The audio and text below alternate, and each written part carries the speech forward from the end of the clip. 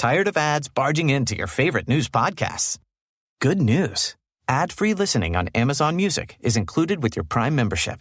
Just head to amazon.com/ad-free news podcasts to catch up on the latest episodes without the ads. Enjoy thousands of Acast shows ad-free for Prime subscribers. Some shows may have ads.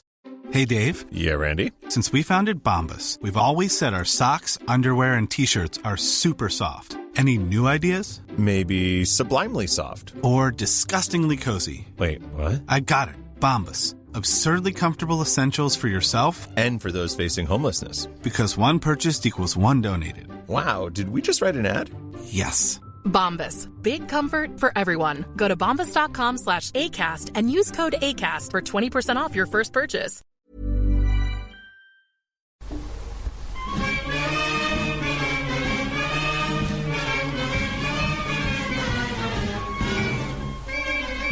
Hello, Egg Chasers. This is the Egg Chasers Rugby podcast, a podcast about rugby that doesn't take itself or the game too seriously. Here with you 52 weeks of the year into our 11th season and off the back of a stunning weekend of Champions Cup rugby. I keep almost saying European Cup rugby, but it isn't. Is it not? Is that not what we call it? No, because, well, South Africa is Europe and a bit of Africa too. Anyway, lots of good rugby to talk about. European heritage rugby. Yes. Thank you for joining us in the Rugby Dungeon. Here I'm Tim with JB. Hello, Tim. And with Phil. Hello, Tim. You can always get in contact with us. Contact eggchasers@gmail.com. Some cracking emails again, which I will pepper through the podcast. I've actually read them this time. You'll be pleased Such to a hear. professional. Well, I was unprofessional by my standards last week. And you can get extra content and support. Keep the lights on at the podcast. For what? I was thinking it's cheaper than one Starbucks coffee. Mm-hmm.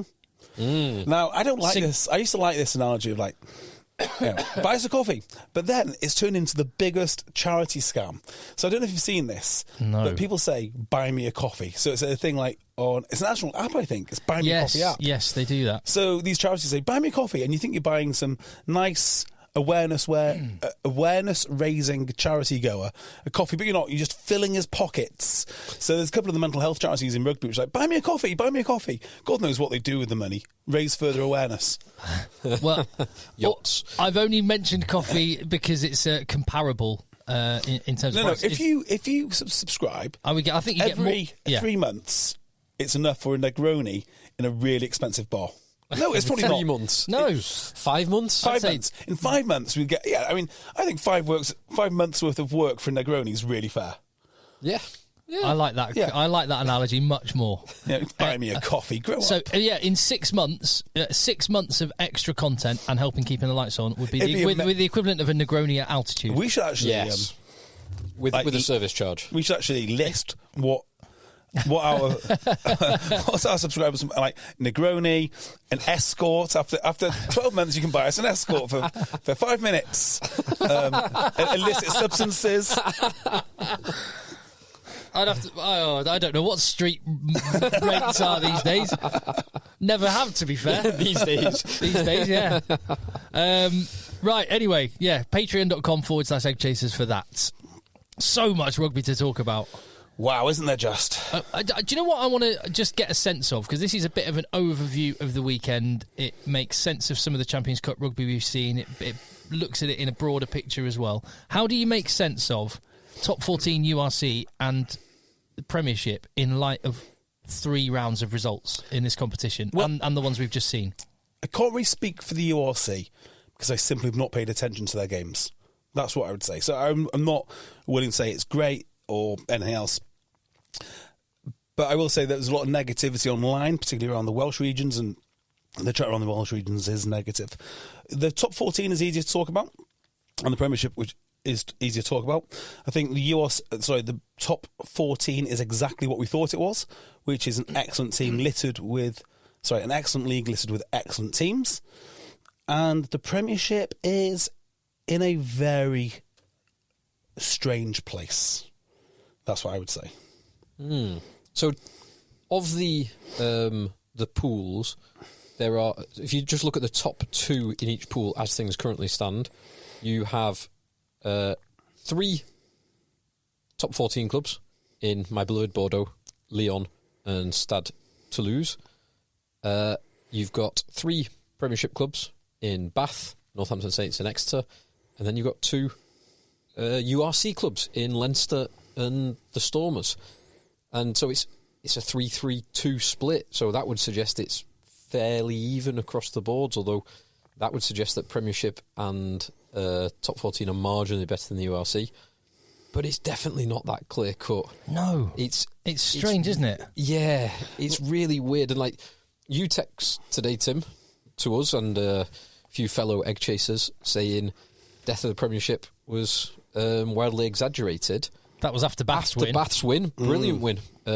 When they were however many points down, 15 points or something down with 20 minutes on the clock, for them to come back and then with the Barbary red card, second yellow, to hold on. Great win.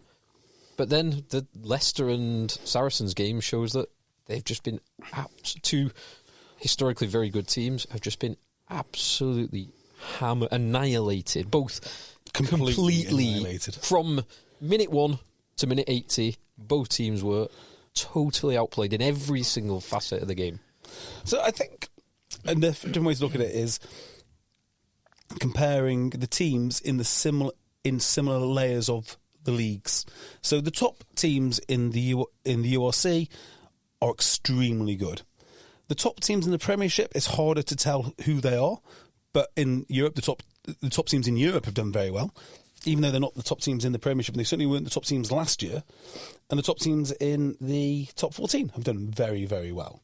The likes of La Rochelle, Toulouse have been excellent, Bordeaux have been excellent. La Rochelle, they only won their first game this week. Yeah, but they were excellent this week. They were excellent this week. Yeah. They were phenomenal this week. But yeah, if you judge their whole European performance, not so good. The URC performance is not a reflection of the league as much as it is of the nation. And therefore, the European competition tells you that there are many ways to build leagues. I think the top 14 is one way, domestic teams, and then the URC has various ways. South Africa is just raw mass talent. Ireland is very good, and then the others are a bit of a mix. Yeah, it is hard to draw conclusions, although I think by the semi-finals, I would personally be surprised if there's a Premiership team in, with 2 rounds of knockouts. With the so it's like Northampton, they look like they're going to get a home a home last 16 place, but can they get through a home last 16 and then a quarter final to make the semi-final? Maybe not. Yeah, it seems like there's slight feast and famine. Like Toulouse, La Rochelle, I know they lost the games, but they've tried to go for every single match. They didn't send they sent a full strength team to Cape Town and came out and lost. Yeah, they lost full strength team against Leinster at home. So they went for it. Other French teams are not, and I think that the ones that don't have the European pedigree, Stade Francais, Bayonne, and others that just escape me right now, they don't seem to have gone for it in the same way. So I don't know if it's the top 2 inches psychological thing and it's the history and the heritage, but the top 14, such an attritional week on week competition that managing on both fronts is really, really hard. Yeah. Whereas Premiership's not quite that much of a challenge. There is definitely that. There is 100% that, because Premiership have 6 games fewer in the league this year than the top 14. And except for the Premiership Rugby Cup and any other fixtures which they've arranged themselves, they have nothing after this coming weekend. They have there's 1 round of Premiership games, and then they have no. Premiership is shut down till after the Six Nations. No. After this next weekend of European rugby, nothing for the Premiership clubs. Yes. Other than Premiership Rugby Cup for 1 week. So I had this thought, right, about the European Cup. I think that's right. Anyway. And I don't know if it's wrong or right or... But I think if you really want to build your rugby club so fans show up week in, week out, you have to take Europe seriously. And I thought this because I looked at La Rochelle, who... They won the European Cup pretty much from nowhere, unless I'm completely wrong. Well, they were competitive in the Challenge Cup. Yeah. They won that. They were semi-finalists in the Challenge Cup, won the Challenge Cup, got into the Champions Cup. So it was very much like Exeter Chiefs. They sort of ticked off every box on the way. Exeter take Europe very seriously, don't they? I think once you've won it, you take it really seriously. And Exeter are a great example. This is why I thought it, actually. So Exeter are a great example, and La Rochelle are a great example. But when you take it really seriously... it builds, and you do well in it as well. It builds such a pride in your club that you want to go to European weekends and you want to support them through the domestic season.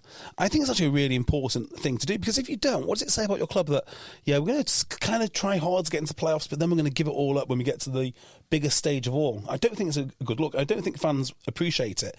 And even if they say they do appreciate it, having a club which does well in Europe and really tries hard in Europe and goes places, that's really exciting. And you get those away days and everything else. I think that's how you build a club. Look at the Munster fans travelling. Yes, there you go. And look at Simon Zebo's face when he scored that try just before half-time. But that pride then does bleed over into your domestic form. Oh, it has to. Yeah, it does, doesn't it? I mean, Munster are so proud of being Munster. A Munster fan will tell you that they're a Munster fan quicker than a CrossFitter will tell you that they work out. I mean, that's how much pride they have. And that's got to be linked to Europe. I think it definitely is. It's definitely linked. La Rochelle, when did they get promoted back to the... Do you know, I've got a feeling it's probably longer ago than we think. I'm going to say 10 years. I'm going to go with 8. I'm going to say... So you're saying longer ago than we think, but you're saying 8? Yeah, I mean, mine's like 5 years? It's fairly recent. 5 years would be 2019. No, it's not. It's not that, is it? I reckon they got promoted to the top 14 in 2015. 2010. 2010. Oh, okay. Yeah. Oh, wow. Okay, So this is their 14th year. Now, they were... they had 5 years between 97 and 2002, but then 8 years out of the top 14, and then have been there continuously since 2010, which is about the same period as Exeter. They were 2009-10, I think, was their promotion season. It's great. Just because I know we mentioned Negroni earlier, it just reminded me of an email we got from James Norris, contact eggchasers@gmail.com, and he was in Dublin at the weekend to catch Leinster v Stade Francais. And he said, a mate lagging somewhat and needing to power through the rest of the evening. We've all been there. Invented a drink. Oh. The Negro Bologna. No, the Negred Bologna. There you go. A Negroni with a can of Red Bull in it. Oh. He says, if you ever need a pick-me-up that also feels a bit like... Neg Bull only? No, it is. If you ever need a pick-me-up that also feels like a post-match drinking game punishment, it's well worth considering.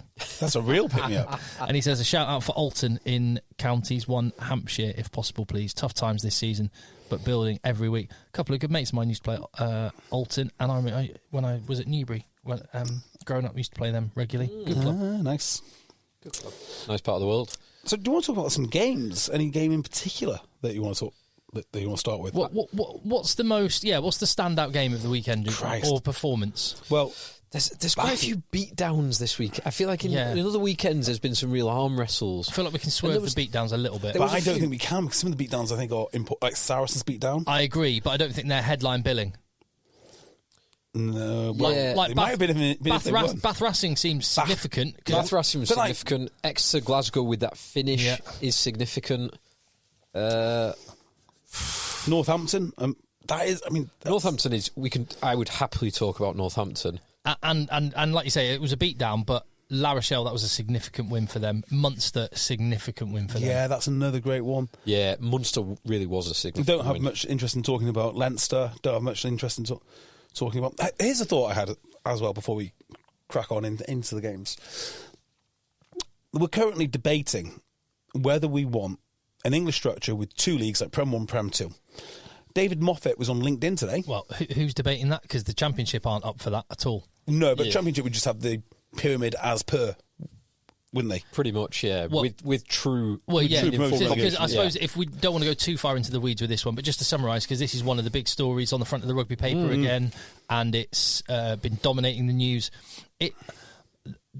Simon Halliday, who's been spokesperson and has been sort of running the ship, steering the ship on behalf of the Championship clubs, seems to be speaking a lot of sense from where I sit. And the RFU seem to be totally belligerent and not listening.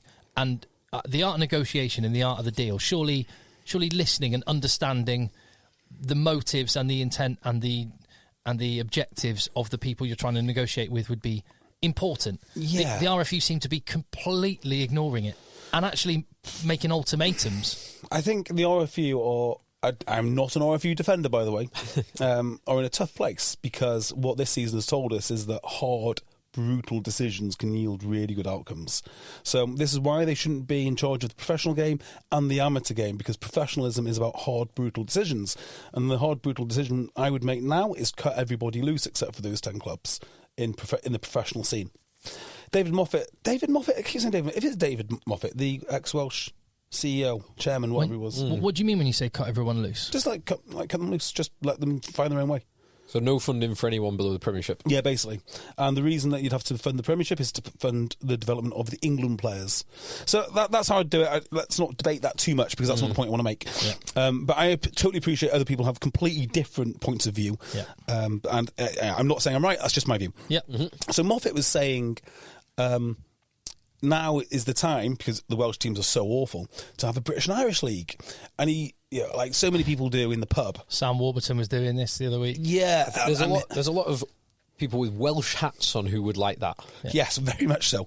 It does not surprise me. Well, first of all, the English game does not need any more upheaval, and I'm not sure they're going to welcome them in. Second of all, it's this classic, and I call it pub talk. It is pub talk. We'll have a Prem 1 and a Prem 2. Okay, fine. Who watched the Challenge Cup this weekend? I did not. Did you watch Challenge Cup? Not a sausage. That, to me, indicates what the appetite is for second-tier rugby. Mm-hmm. So if no one's watching the Challenge Cup, why would they ever watch Prem 2? Yeah. Why would they watch Welsh 2? And I'd also, to back that up, I think TV figures, if any of it was actually on TV on the Challenge Cup, which I don't know whether it was, but they would be as close to zero as you could get. And I imagine that for the vast majority of those clubs, the attendances would be significantly lower than just a normal Premiership URC game. Yeah. Because no one really is interested. If your team gets to the semi-final and final, you'll be happy and you'll care. And you might go to the Spurs Stadium for a nice day out, or you might go to Marseille last year, a couple of years ago. But that's the extent of it. Yeah. I was going to say, just to summarise, in case you aren't aware of what the Prem 2 suggestion is, and again, I'm not going into a deep conversation, but just headline, and what the RFU basically want is to pick which clubs are in this Prem 2. Yeah, they want clubs to tender for it. Yeah, so it's franchise model, they pick, and effectively they want a little brother to a Premiership big brother. So geographical spread, they pick the 10, they can animate Wasps and Worcester and London Irish. They can reanimate them, have them jump straight in ahead of everyone else that's taken tough decisions to keep their business afloat. Yep. And with no guarantee on whether they will be a participant long term or they'll be just jettisoned out because they want someone else. Yep. And no guarantee of being able to build something to maybe grow. Very similar to Super League. So you see, it's the Super League, which is teams just get kicked out because they haven't haven't built the right stadium, or they haven't done enough toilets. Yeah, well, something like that. I mean, it generally is something like that. If you're going to ring fence a league, you can't have a second division of it. That is my view. If you're going to have an open pyramid, by all means, because it's the romance of following Exeter all the way through, or Nottingham, or whoever it is. And actually, that romance... Or La Rochelle in the top 14. And that romance can terminate, if you want, like it did with Sedgley Park in the Championship, and you've got these great memories. But you can't have perennial losers at the bottom of this league. And it will have perennial losers. It will have Newcastle in there. It will have, the Dragons there. Nobody wants it. In fact, if anything, just get rid of Newcastle now. So the Championship clubs have said meritocracy is absolutely at the heart of what they believe. So that's it in a heartbeat. We can go into that in another day because there's so much good rugby to talk about. We don't need to go into that anymore. But it is definitely bubbling away. The only other concern that's expressed by Alistair Bowe and I think Simon Halliday in the Rugby paper this week is that I think Bowe is saying that it's a further near halving of the funding that is already a quarter of what it was 4 or 5 years ago. And can I put that into someone? Got to fund the ladies somehow. Yeah. Well, it is a zero-sum game. Yeah. Unfortunately, it is. And how was it put the other day? And I don't know if these are accurate, but if these numbers are accurate, I can't remember who I spoke to down at Exeter, but whoever I spoke to put it in these terms. They said there was £38 million, which in varying levels and by percentages was spread between 28 or 26 clubs in the top 2 divisions. Now, £33 million is going to the Premiership. Yeah. Because this is my point. This has always been my point. Hybrid contracts, keeping them afloat. This has always been my point. Too big to fail. They all are that jazz. always going to need, until they get the houses in order and become viable commercial entities in their own right, which the CVC deal will never allow them to be, or be well, no, it's not about... They could be viable on their own in the same way that F1 is viable on its own, but F1 isn't competing with an identical version of the sports next to it without that deal. Right? Yeah. So France do not have this deal. RFU are going to have to subsidise the 10 Premiership clubs more and more and more and more every year, because the pull of the French league is just going to increase. Look at the attendances this week. Look at those French stadiums. Look at those French fans. Look at what they do every single week. And they've got more games than us, so they can generate more revenue again. It's a really troubling situation. I said this when they signed it. This is what's going to happen. It's going to be this slow market forces creep. The pressure is going to increase continuously on the Premiership clubs, and the only way they'll be able to find this money is going to be from the RFU, who have done their own CVC deal because the first one was so successful. So 6 nations have done it. Yeah, so it's going to be a bit of a disaster. I mean, look, this is how it ends. It ends very slowly, just like banks fail. Very, very slowly, then very fast. So let's... I think we've got the negativity the only other big bit of news is Andy Farrell confirmed as Lions head coach. We knew that was coming. That there was no other candidate that had such a compelling case, so he was always going to get the Ron Gowland? Well, they'd already said it wouldn't be him. Yeah. Just put that on hold. We'll come back to him later, because I want to talk about Owen Slot speaks in the time, which is causing consternation amongst the fans in Saracens this week. Ooh, that's interesting. There's quite a few emails surrounding Saracens as well. So we'll definitely come back to that one. Right. Bath Racing. That's the best game of the weekend. Well, if you're a fan of English rugby, that is probably the best game of the weekend, right? It's the best English result, considering difficulty of opposition, position that they were on the pitch. I know Exeter did brilliantly to come back, but all things considered, best single result for English rugby.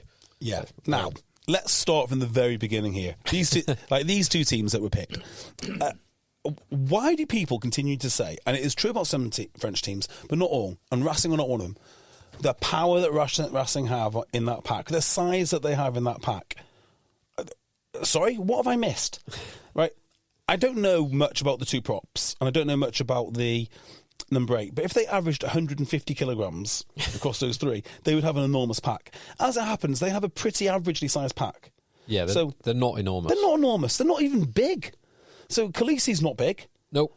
Loray's not big. Loray's really not big. He is an unbelievable shape. Not a South African in sight.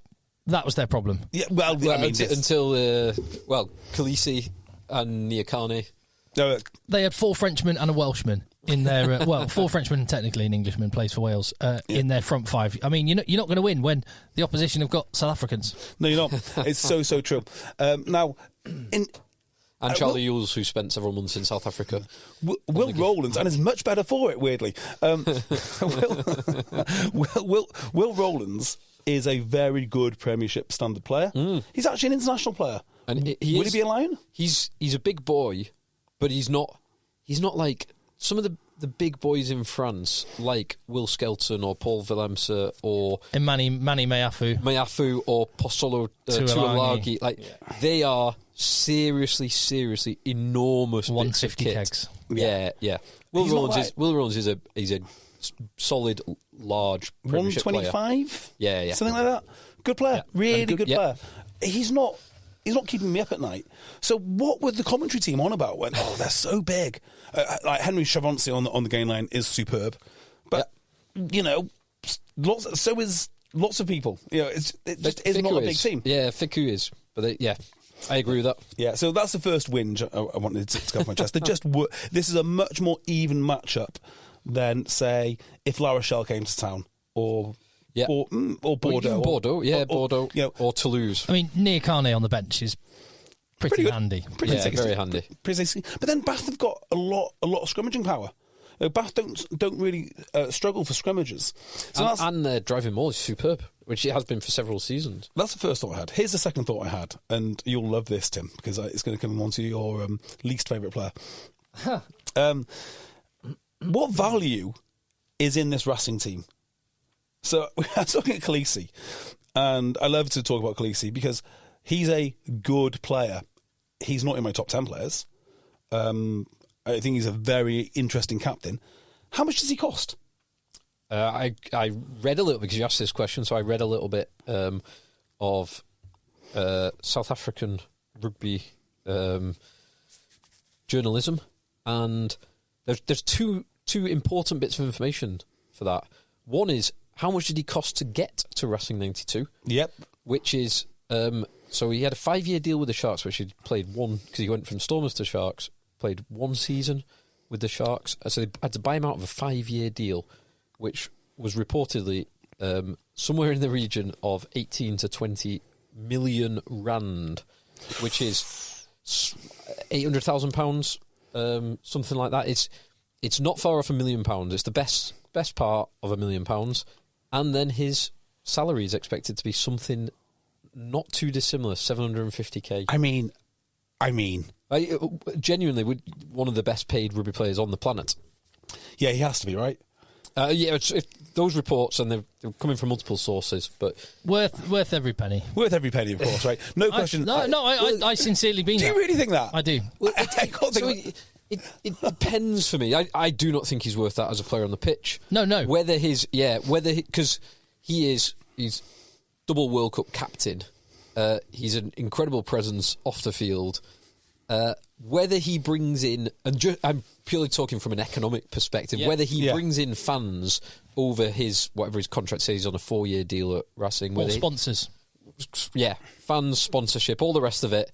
It might make complete economic sense. I think he might be cost neutral. I don't know. I have no idea. I think he might turn a profit for them. Do you know, I think if a South African team paid that for him, in, say, Port Elizabeth, where he's from, the local boy. No, he's a global star. He's him and DuPont are rugby's only global stars. Yeah, but he's not very good. This is the problem. No, but it doesn't. But what I'm saying does matter. Exactly. It does matter. No.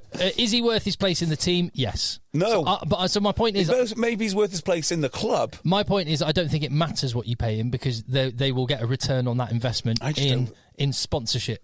Just for one thing, the brands that will be lining up to have their name, it will inflate the amount that Natixis or whatever it is that support spend on that shirt sponsorship. It inflates the amount that he gets in personal sponsorship. I mean, there's one thing, personal sponsorship and club sponsorship.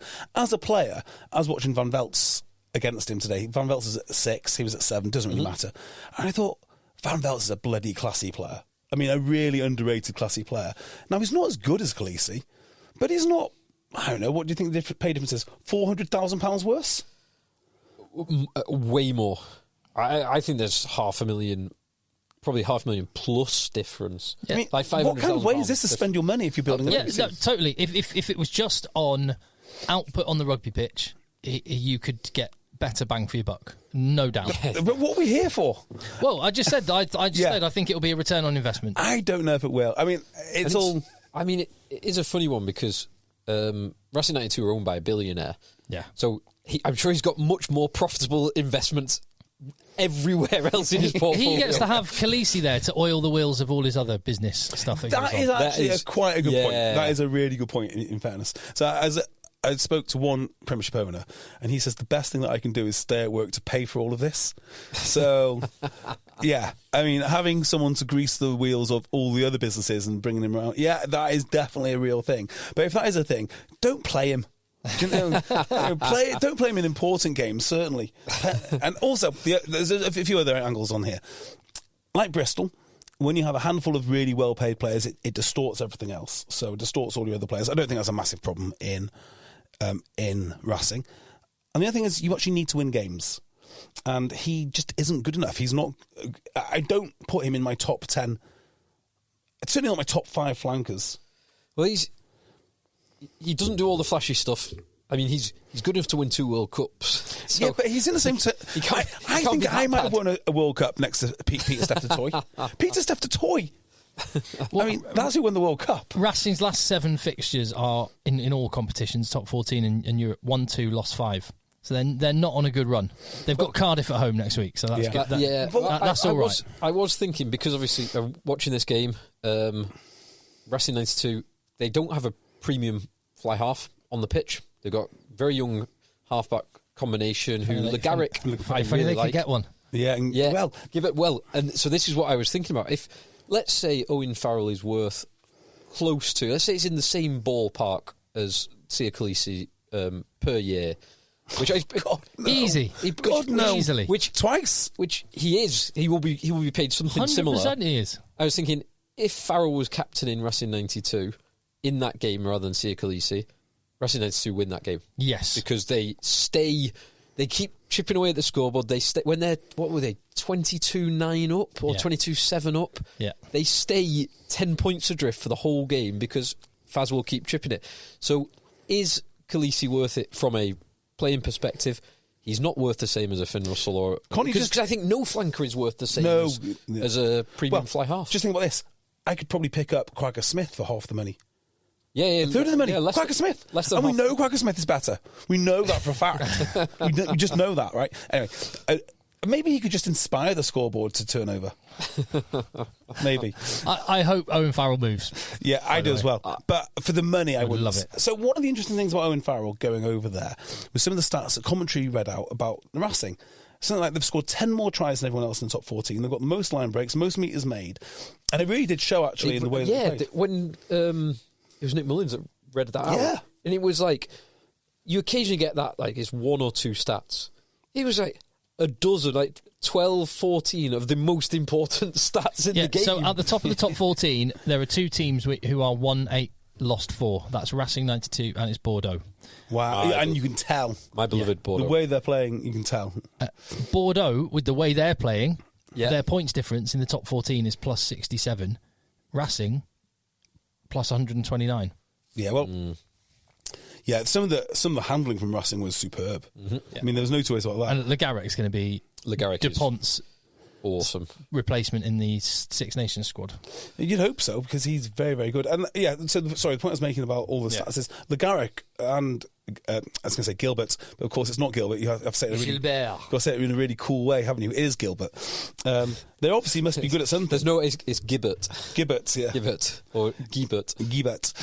They're obviously good at something because they get some go forward and their backs were good. But I just think this matchup for Bath, if they could get any French team, any premium French team to beat at the Rec, it would be these guys because they match up so well. Well, here's one. So when he was at my beloved London Irish, well, I won't go as far as say beloved. They were the team I had the softest spot for.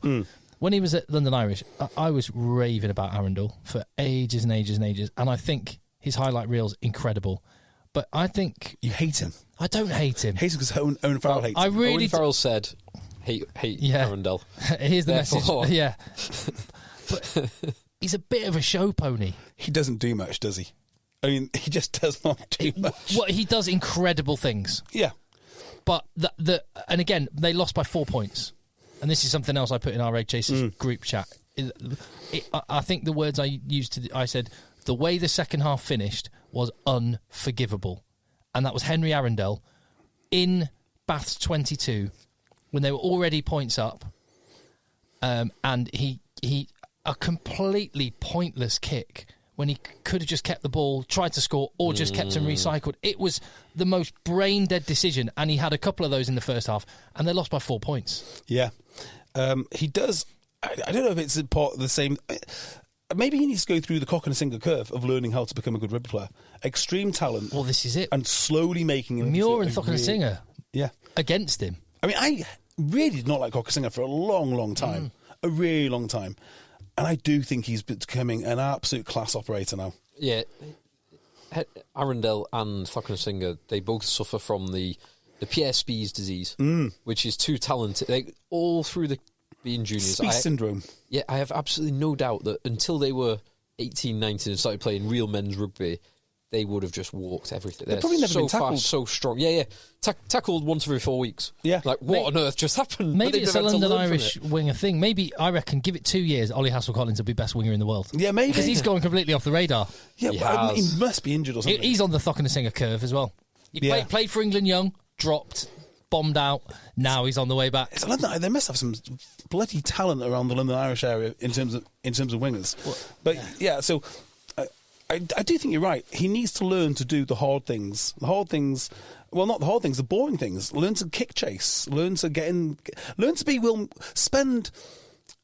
Spend 6 weeks in Will Muir camp. Get Will Muir to run a camp for lazy wingers, lazy, talented wingers, and Will Muir will just teach you exactly what you need to do to be successful. So as the instructors, you'd have Wilmore, you'd have Miles Benjamin, you'd have Ollie Woodburn is superb at just repeatedly kick chase, grind. Who else is in that? He was like seriously hard working. Will Muir is obviously Will Muir, the definitely. the leader there. Someone like Jack Knoll is very good at this. Knowles, great shout, although he's a bit too injury prone. He is and he's a bit of a prima donna now that he's moved on. So you can't be that successful international and run winger school. Does Ollie Thorley count? Ollie Thorley makes things happen all the time. He chases everything, works hard. Will Addison. Will Can you imagine class. Penno doing a module? He'd just be like, right, so what you do is you get the ball, you do this, do this. I mean, there are people that are immune from winger school, like Penno. But Penno just does. We will come on to Penno, my beloved Penno. I think I may have mentioned this before, but there was a chap I worked with at BT Sport who was in the production team, and he went to Glasgow Uni, and Gregor Townsend helped coach the Glasgow Uni team, basically so he could go out on the piss with the boys on a Wednesday night. He used to turn up with his I have definitely said this before, he used to turn up with his Tesco bag with 2 meal deals in it. Did you say Gregor Townsend? Not Gregor Townsend. Finn Russell. Finn Russell, sorry, thank you. I was going to say, that's a bit creepy at 50. Finn Russell wanted to go on the piss with the boys on a Wednesday night, so he turned up with his Tesco carrier bag with 2 meal deals in it, stand eating his sandwiches, and just every now and again go, no, lads, what you want to do is this, and just whang a bullet pass 40 metres. They say that's why Glenn Hoddle couldn't really coach the England team, because everyone was much worse than him. Well, they do say the best rugby players, the most, and not just rugby players, best athletes often make the worst coaches, because it is like, imagine asking Cheslin Colby to explain what he's just done and teach that. Well, no, I just did it. Like, it just, yeah. So I don't think Bath actually believed that they were as good. I think they did, but they looked nervous for the first half. They didn't look like they got hold of the game, and they didn't look like they didn't look like the Bath which we've watched in the past few weeks who were attacking. They just, nervous would be the way. And I think they believed they could get into Racing if they're given the opportunity. But for some reason, first half, they just weren't particularly good. They really weren't. Alfie Bathbury, was he lucky to not get a higher sanction than a yellow? Very lucky. I thought it was okay. So the way, and then obviously it was Flats and Austin Healy, who were both quite vociferous about it being a red. So the way it is adjudicated to me, or the way I perceive it being adjudicated with that kind of thing, is the force element. And the force being the kind of combined force of the accelerating attacker and the accelerating defender. And if it means they're both high force with both accelerating, that means it's likely to be a red card when you hit someone in the head. However, if one of them is passive, be it either the defender or the attacker, even if the other one is accelerating, that does reduce the force. Therefore, generally, referees are a bit more... Yeah. I think that it's also a little bit ambiguous if Faf de Klerk does a high shot on a tight head prop, he gets away with it. And again, force on that is lower. It is, but it's a bit arbitrary and unfair. Yeah, but what I will say as a general principle across the board is referees are looking for ways to downgrade. And I'm good with that. Same here. And it's like they certainly are looking for ways to downgrade 6 minutes into a game. Yeah, I think World Rugby, they would never admit this, the Premiership would never admit this, but I think they've looked at just the way the game's going and how everyone hates it, including the players who are most at risk, especially the fans. I'm like, let's just get rid of this red card nonsense. Tom Curry's red was a watermark moment. The World Yeah, I Cup, think the you're World probably Cup right. completely shifted, and I think that's what's followed beyond the World Cup. I think the World Cup, the group stages were refereed differently to the knockout stages. When the pressure came on, the refs were a bit more sympathetic. But I think this was, and this is actually consistent with the law, but provided you apply, because it's the force. He was given a red card. Was it high force? And because the receiver on this, it was the fullback, wasn't it? The receiver, it was Max Spring. Yeah. The receiver was like backing away, which does lower the force. It's like crashing. If you've got a 40 mile an hour car crashing into a wall that's stationary, the closing speed is 40 miles an hour.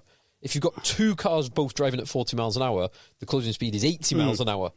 And that is the force of the 80 mile an hour is twice that of the 40 For mile me, it was a red card. I think the reason he got lucky is because the referee immediately said shoulder was low. So at that point, the referee, in his mind, has already sort of let him off a little bit. Already. So the next question for me would be, okay, is it red? Yeah, I can see it being red. I'm grateful it's a yellow. Do you want the laws applied consistently, which most people kind of do, if it's at the expense of the game that we had today, which is brilliant? And the answer for me is, sometimes I want them consistently applied, other times I want that game. And I don't think rugby should be listening to people from outside the game who have no interest in it. The people like the concussion grifters at Progressive Rugby. Like, we can't be listening to these people as to how we shape the game for the benefit of everyone else. So, as I think he should have gone, as the law is written, I'm glad he didn't, because it turned into one of the best games of the season. And so it was a fantastic game. I think he can stay on with the law as it's written as well. So I think you can have the double positive, the win. Let's call it a win-win. Win-win. Tim, should he have gone? I would have been okay with him going, but I like that it was downgraded. Yeah, I'm kind of the same. Yeah. He got the red in the end. He did. Karma caught up with him. The second one, I think that was the right call. It could. 2 yellows. I mean, I actually think what happened to him was right. It does feel like 2 yellows. Yeah. I actually thought the ref in this game was the Italian chap. Yeah. I remember thinking I thought he handled the game well overall. There was a few tricky decisions to make, and I thought he got most of them spot on. So the best Barbary moment was when he scored his try. That was it, where he bounced off. Yeah. I don't know, who was it? Sia Khaleesi. Of course it was. Of course it was. Because there was a period of time where every single week you were listing missed tackles of one single player. There's about a 4-week period where you did this, where missed tackles was the most important metric that anyone had ever seen in any rugby. Yeah. I'm actually surprised you've not listed Sia Khaleesi. If I actually watched Top 14, I would be on Sia Khaleesi. Do you know what his missed tackle count was this week? Can we do it? Missed tackles per £1,000 paid per game as a ratio. How much did these missed tackles cost? It was he completed 7 tackles. That's not huge. He missed 5. Wow. Yeah, I don't pay much attention. No, I'm not defending Sia Khaleesi. I actually don't care what player it is, but I don't put a lot of. There are lies, damn lies, and statistics. 100%. I'd want to look at them and go, was there a glaring one that he should have tackled? Because the Barbary try, he should have put Barbary down. Yes, you're right. 100%. He 100% should have put Barbary down. There was no. I only actually looked at it because of that. There was no other that stood out to me as a bad one. Yeah, and sometimes like a real hard work. I'm not saying this is Khaleesi, for example, but I could imagine Sia Khaleesi being the kind of guy that would be busting a gut to try and get to someone, maybe go beyond and above and beyond what he's marking his own man. Only managed to half scrag a guy who then makes a break and it goes down as a missed tackle. You do defend Khaleesi like you defend Farrell. Yeah, reckless. It's completely incredible men both. Yeah, they are. The reason I love this Barbary moment was because they're right on the line.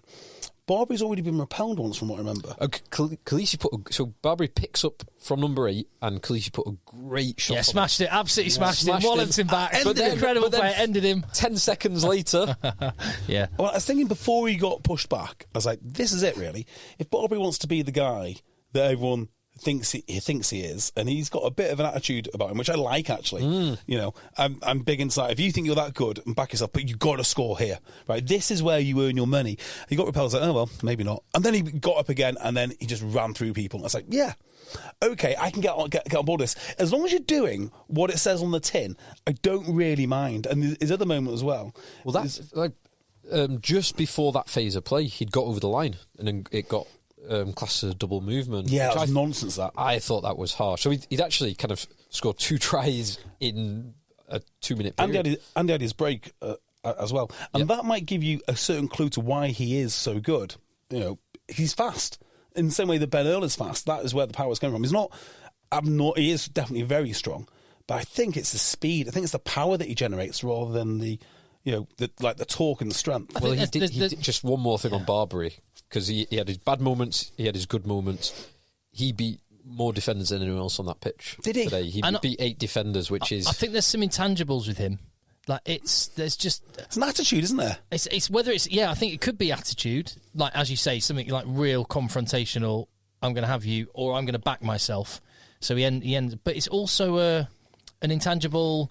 Just some players arrive at the right place at the right time. Well, he makes things happen at the right moment. There's an example of this. There's a player on the floor, and he sort of dived on the player, but he used the player almost like a springboard to get back up to his feet, and then immediately ripped the ball off the other player. It's a beautiful turnover. So it's like a ruck, and he just dives on him. He comes straight back to his feet, and in one movement, as he comes up to his feet, he sees the ball, just rips out of someone's hand. I'm like, yeah, that's class. And that wouldn't necessarily. And I reckon things like that wouldn't be from he's done. Like you can imagine Tom and Ben Curry at Sale. In fact, we've seen them doing their. And do you remember when they used to have all those rubber bands? Yeah. And holding them in different directions to perfect their technique. Actually, with Barbary, you sort of get the feeling that if you said, so explain what you did there, I don't know. Just kind of plays rugby hard. Just instinct. So I'm turning on. I still think he needs better conditioning. I think there's more to come from him, but he's good. But do you know who the best player on the pitch was for Bath, in my opinion? Will Muir? No. Spencer? No. Finn Russell? No. Charlie Yules? Redpath? God, no. Yes. I think Redpath's superb. I think he is really turning into the player that Sale said he was. He just holds everything together. He's so calm. You know, Finn Russell is why. Do you know, like when AJ McGinty was effectively controlling Faf de Klerk, making sure he made all right decisions. He was the glue that held the whole thing, the whole wild thing together. This is now Redpath. I mean, he makes all the right decisions. He's such a classy player, and he can bring. He's just a perfect foil. He's the perfect foil on the inside for Finn Russell, but also on the outside for what's his name? Ollie Lawrence. Ollie Lawrence. Ollie Lawrence.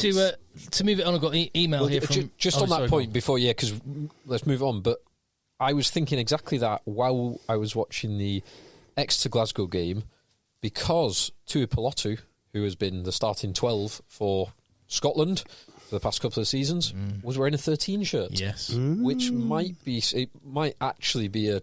That's a lovely... It's a very nice... Really that. 10, 12, 13, isn't it? Yeah. They've got riches on the wings as well as Scotland. We'll get to that game in a minute. But friend of the pod and Times columnist Matt Cotton has emailed, contact eggchasers@gmail.com. Love the pod, blah, not my wife.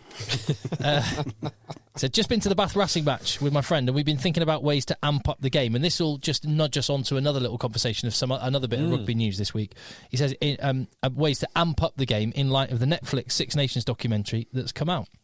To us, it seems simple, but would make a huge difference. One of the most noticeable conflicts in rugby over the past few years was the pre-match war dance between Tonga and Samoa. 30 massive blokes demonstrating they wanted to kill their opposite number was beautiful. So why don't we have similar for the Six Nations? Why don't we, instead of having 30 to 50 blokes lined up in a row singing dreary national anthems, have the two teams stood in a tunnel-like formation, opposite man for the national anthems? Like clapping at the tunnel at the end of the match, but belting out the national anthem. Facing each other. I quite like that.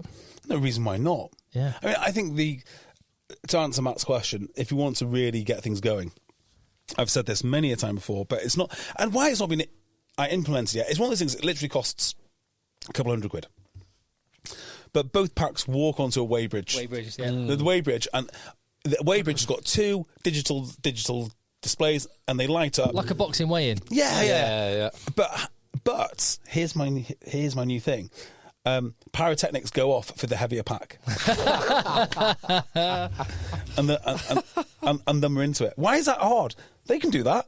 Why can't they do that? It's just fun. I mean, I would love to see that. The weighbridge is like the pack. 2 packs come out first because we all know that rugby is won up front, and then we weigh the packs, and then we get to work.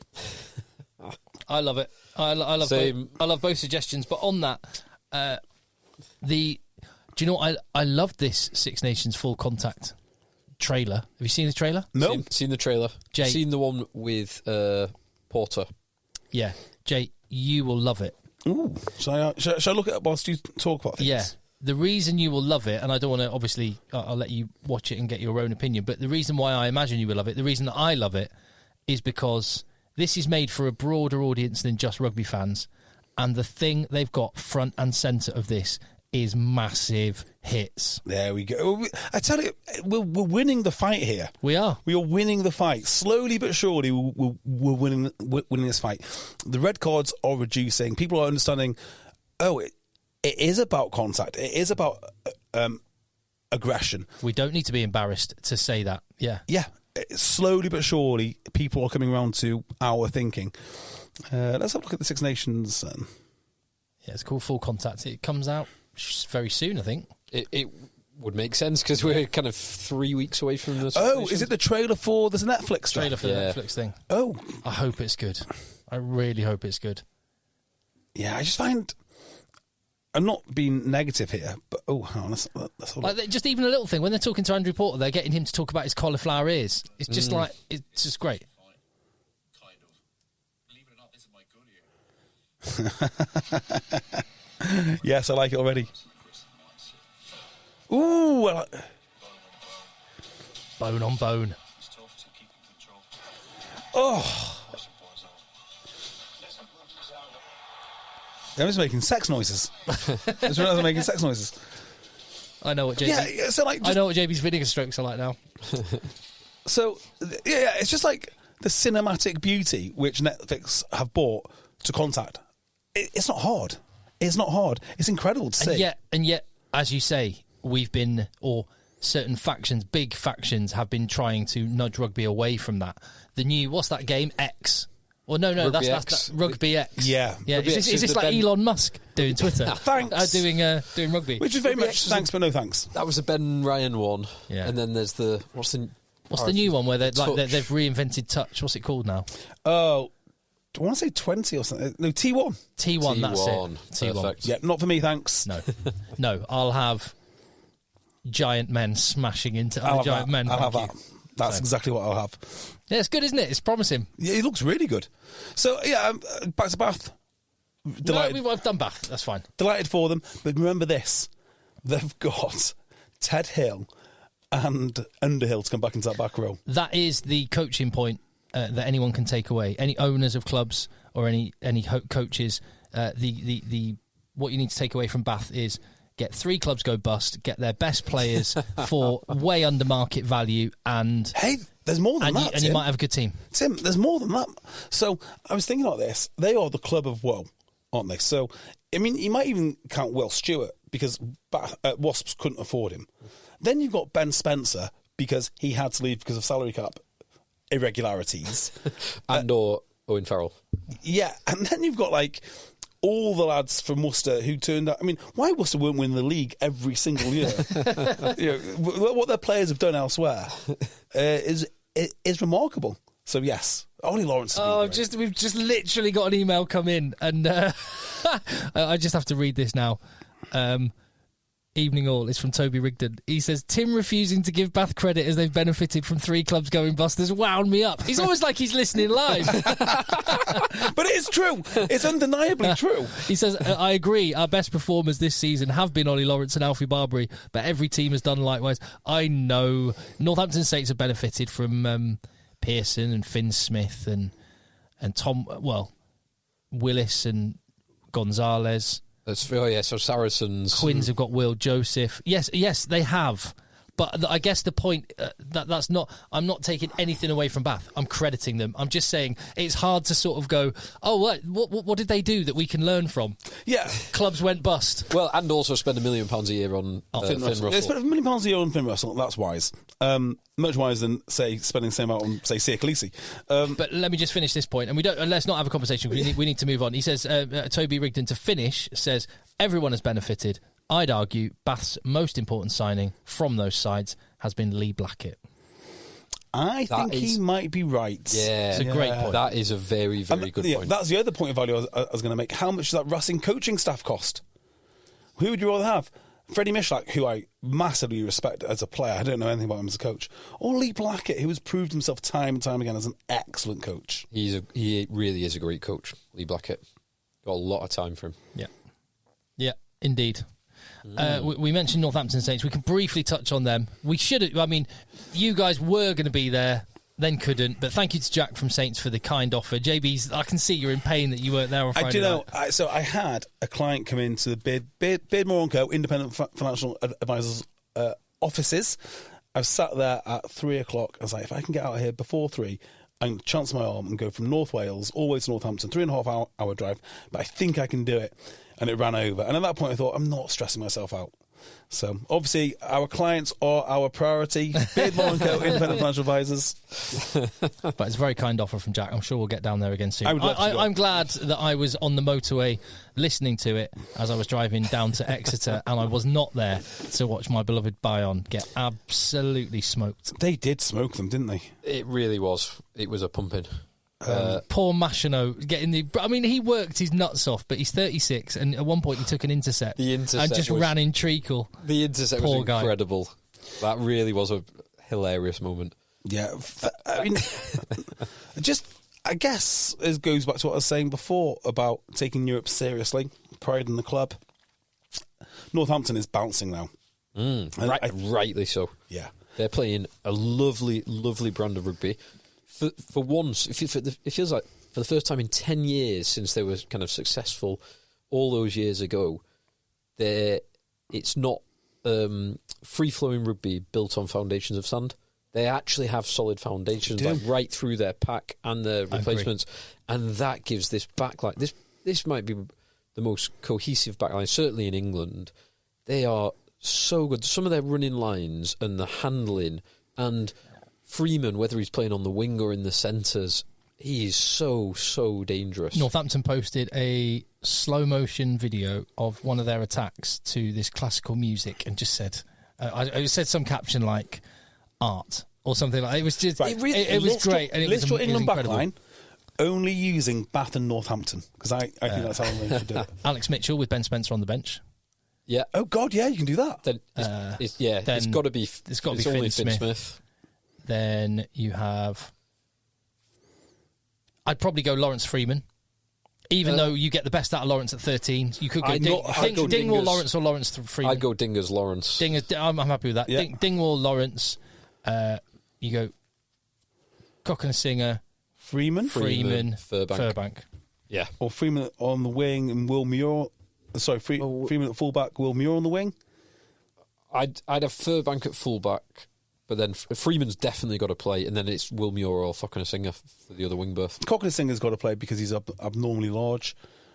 It's hard. Cocknesinger on the left, Freeman on the right, and Furbank fullback. And Furbank's play excellent. But nobody else should play other than players from those two clubs. Yeah, I'm all right with that. I think they'd be brilliant. I'm going to suggest we have talked about Northampton a lot in recent weeks, and it was a beatdown. Yeah. We generally shower in praise. Great to see Tom Pearson playing like he did against Didford. Yeah, that was the biggest takeaway from me. He finally looked a little bit more like Tom Pearson. Yeah, 100%. So fantastic win. Let's we're going to have we're going to have plenty of chance to talk about Northampton in Europe because they've qualified. They're probably going to qualify top, which means home round of 16, potentially home quarterfinal. Well, let's just touch on Exeter quickly because we've done the same with them. We've spoke about them for hours and hours and hours, and I'd be happy to speak about them for hours more actually. But the one ray of hope for English rugby is I think there was 14,000 Exeter. Wasn't quite as full as the last couple of games. Was it not? No, but it was bouncing. I tell you what, this is how English rugby survives. It's got to get people through the door. I mean, that's what Rob Baxter said in the week. Is it? Rob Baxter listens very carefully to what I say. So, I mean, this it's the only way it survives. It's the only way. For X, it's just a repeat of what I said last week, but it feels like supporting Exeter is like supporting something very special. I think people at Bath feel that. Probably people at Tigers feel that at the moment. And people at Northampton certainly feel that, which is just a wonderful place for English. It feels like English rugby is not quite ready to die, despite all the forces that are meant to be supporting it desperately trying to kill it. Well, I'm just looking at the rugby paper that Phil's got sat next to him, and Henry Slade's on the front again. What a man! What a man! It's just the textbook example, and if you transplant the way Henry Slade dealt with one of the biggest disappointments of his career, and if you transplant, that's how I hope I deal with any setback in life, is just be like Henry Slade. And lose all your mates to different clubs, and he's becoming an absolute hero. Because he could have been bitter, like as you say, all his mates have gone on for lucrative contracts. He hung around because of the World Cup, didn't make the World Cup. He could have spiralled in and down, and definitely 100% that could have happened. He could have been like, I'm just going to play out this year, go off and get a load of money in France. I'm done. I'm hurt. I'm burnt, and I'm out. It's over. But it feels like he's done better for more responsibility. Yeah. He's playing amazing rugby. And Tired of ads crashing your comedy podcast party? Good news. Ad-free listening on Amazon Music is included with your Prime membership. Just head to amazon.com/ad-free comedy to catch up on the latest episodes without the ads. Enjoy thousands of ACAST shows ad-free for Prime subscribers. Some shows may have ads. Hey, Dave. Yeah, Randy. Since we founded Bombas, we've always said our socks, underwear, and T-shirts are super soft. Any new ideas? Maybe sublimely soft. Or disgustingly cozy? Wait, what? I got it. Bombas. Absurdly comfortable essentials for yourself And for those facing homelessness. because one purchased equals one donated. Wow, did we just write an ad? Yes. Bombas. Big comfort for everyone. Go to bombas.com/ACAST and use code ACAST for 20% off your first purchase. not for the first time this season, and not even for the first time in Champions Cup this season, match-winning kick. And tricky... From 5 metres in from the touchline. Incredible kick. Yes. And Chiefs, they were, what were they, about 12 points down? Was it 10 points down, 17-7? 10 down. They were 10 points down twice in the game. Yeah. 10-0 and then 17-7. Yes. And just show, incredible resilience. Come back with those, 2 tries. And then it looked like they'd lost it at the death. We can't. Right. We can't let's talk about this. Okay, because there is. So let's talk about. So Wimbush scores that try in the left corner. By the way, Exeter just like so we got a 6'6" rapid outside back that you've never heard of before. Yeah. That's quite good. There's another one. So he scores in the corner. Slade slots the conversion to go 2 points up, and that is with 2 minutes left on the clock. Yeah. They take the kick-off. Yeah. They then don't secure the ball at the ruck from their kick-off, turn it over. Glasgow go to the left wing and should score in the corner. Glasgow should have scored and won the game in the corner, but they fluffed it, which meant that Exeter have their scrum 5 metres from their own line to close out the game. And Exeter there was one reset because Glasgow hammered it. They get to the ball to back. The scrum collapses. Vincent picks the ball up with a scrum half and 2 flankers closing in on him, tries to grubber kick it out, and just grubber kicks it into 21, the reserve back row's hands, who picks it up and flops over the line. Tries given on the pitch, and cue TMO, who comes in to intervene and save Vincent. So have you ever seen a TV show called The Affair? I have not. It had the guy from The Wire in it, Dominic. The main guy from The Wire. Yeah, what's his name? Not that it matters. I know. But the whole principle of the show is the same situation from different points of view. So the way I look at this is a try nailed on every day of the week at level 7. It's given. It's given by the ref. And then you've got these different layers. Okay, so then there's intermediates kind of club reffing with, the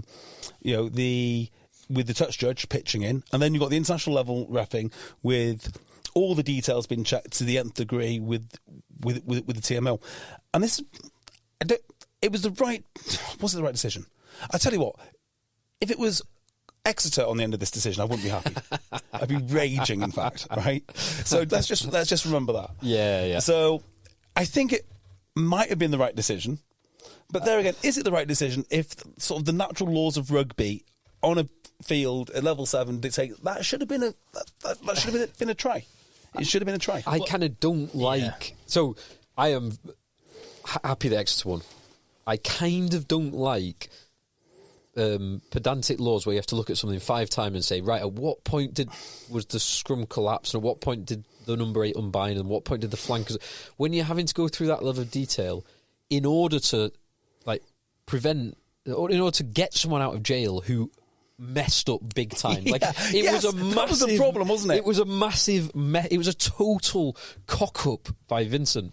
So for him to be saved where you have to go to the nth degree, it doesn't quite feel right. It's like all these novel legal theories coming out to prosecute Donald Trump, isn't it? It's very similar. Right, let's do something which has never been done in the game before. Rewind the tape to find out if the flanker was fully bound. I've never seen that. Yeah. I've never seen that. And no one would... If that was in the first minute, they wouldn't have done it. No. So, friend of the pod and Exeter Chiefs long-term fan Steve Parrott just sent me a message after the game saying, "Last play, right outcome, wrong decision." I think that's kind of right. So here's my issue with it.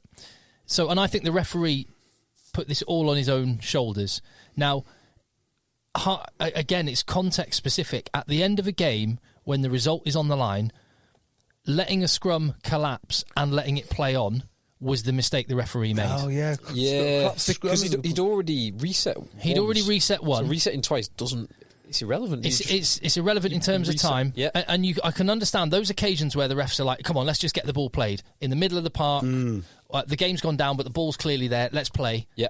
And he would never have looked at a replay on that. In that situation, this was on one team's line, the final play of the game. I think you have to reset the scrum, because here's the thing. So he actually gave it against 21. I forget the guy's name. The guy who scored the try for Glasgow, or scored the try that was disallowed. He gave the issue against him for unbinding, and I think you can make an argument there.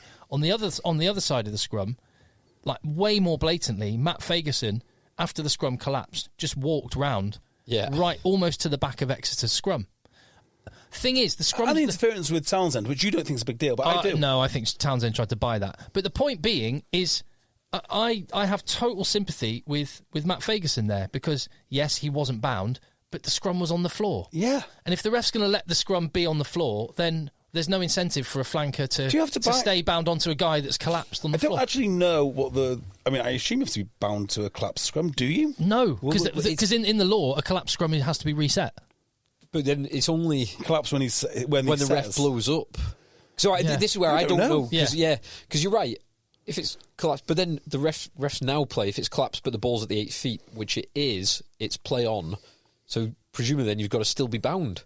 But bound to something that's collapsed. Bound to something that's collapsed. Yeah, it's a really weird. So I think the referee brought this on his own shoulders, and I think if a scrum had been allowed to play and stayed upright, Exeter would have won the game. So I'm happy with the outcome and the result.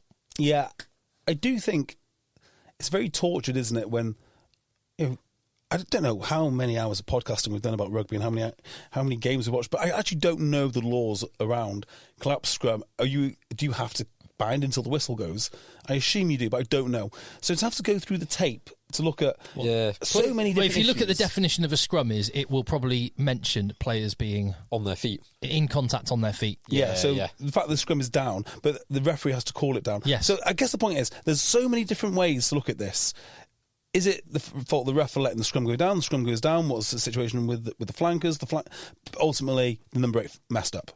And that's what it would be on a Saturday afternoon. And there is another point that if you're a Glasgow fan complaining about this decision, think you've blown a 10-point lead and you had an opportunity with a minute left on the clock to score in the corner. You had a 2-on-1 in the corner that you blew. So you can't complain about the referee if you have messed up those two positions. But the other thing is, a reset scrum when the clock's already in the red and it's on a 5-metre line is unbelievable drama. Don't worry about having to speed it up at that point. It is. Completely agree. This is the one time you do want reset scrums. Yeah. This is it. This is game time. The ref is probably thinking, I have no idea what's going on in this scrum. I don't want to give a penalty either way. I'm just going to get it away from this, and hopefully the number 8 can kick the ball 5 metres away. It does amaze me, these refs. Into touch. Because even if they could memorise and like literally recite the law book, instead if they could recite it and just write it down word for word, it's applying the laws It's in real interpretation. time. It's just, they are really, even the ones which get it wrong are superb at what they do. Well, yeah. Can I just say as well from the game that I kind of rewatched and skipped through? I don't generally talk about refs having shockers. Matthew Raynal in that Bristol game against Did Bristol the lose? Bulls. The Bulls Yeah, lost. fine. The Bulls won. Yeah, it's a right result. He made some odd decisions. Head scratches. I'm not the biggest. I didn't watch that game, so I can't comment on this week. But sounds good to me. Not always the biggest fan. No, but the thing about the Bulls and the Stormers, the two South African sides, both got wins. Absolutely obliterated the Bristol and Sale scrums. Just completely blew them Sale apart. were not at the races this week. Well, they did all right to get a bonus point. Yeah, but do you see how they got the bonus point? Yeah. Do you see the offload? Farcical. Yeah. I don't think Sale, I find... So, we were talking a few weeks ago about teams rotating their squads, completely changing their squads. And like you could argue that Bath, who gave away victory to Leicester, but then have gone on the last 2 weeks to win against Gloucester and now Racing 92, you could argue that vindicates that decision. Sale Sharks, and this week I looked at the Leicester team and I thought, yeah, probably sensible to rest a few boys up. La Rochelle winning that game, no matter what, no matter who Leicester put out, so sensible decision. Sale, I thought, was a bit of an odd decision to basically send the kids knowing then that they've got to win at home to La Rochelle, who also La Rochelle have to win. And they don't match up well. No. Sale have got history with La Rochelle, and it went terribly for them. It went phenomenally badly last time, and that was when Sale were on a good run. All the superstars. No, but it was just, what was the issue again? It was... it's a great... Was it they weren't emotionally there? Yeah, weren't emotional enough. Yeah, because emotion wins game lines. I mean, no, they weren't physically... Will Skelton. But you can just cry more in front of Will Skelton. We'll definitely stop him. I'm very happy that Sale can rotate, that they have the complete freedom to rotate as they want. I thought this was an odd decision. I thought if Sale go full bore, they can get something out of this game. I think they've got... Well, George Ford didn't even travel, did he? No. And this is it. I'm looking at trips to South Africa and it's a bit of a trek. It is. It is. Well, George Ford's injured. Direct, you're still talking about 12 hours flight. Yeah. And they left on Monday. I don't think Manchester are any direct flights. No, there aren't. So you have to go via Amsterdam, London, Dubai. That'd be a shame. Turkey, like wherever. Yeah. So you're talking 20 hours. You're talking a full day of travelling. Yeah. So definitely George Ford didn't go. I don't think Cobus Visa went. Yeah, you're right. You're not going to win in South Africa taking that, but I don't think you're going to win at home against La Rochelle. Yeah. I think they had a better chance going to play the Stormers. I agree. But they don't have the fly off, and he is the most important man in the club. I also thought watching this, and I think this whole chuck the kids in, and I do think this with Emmanuel Faye-Wabosu, which everyone's going nuts over, and he's looked really good in patches, but he's played 15 games of rugby. Similar with Apoku Fajor.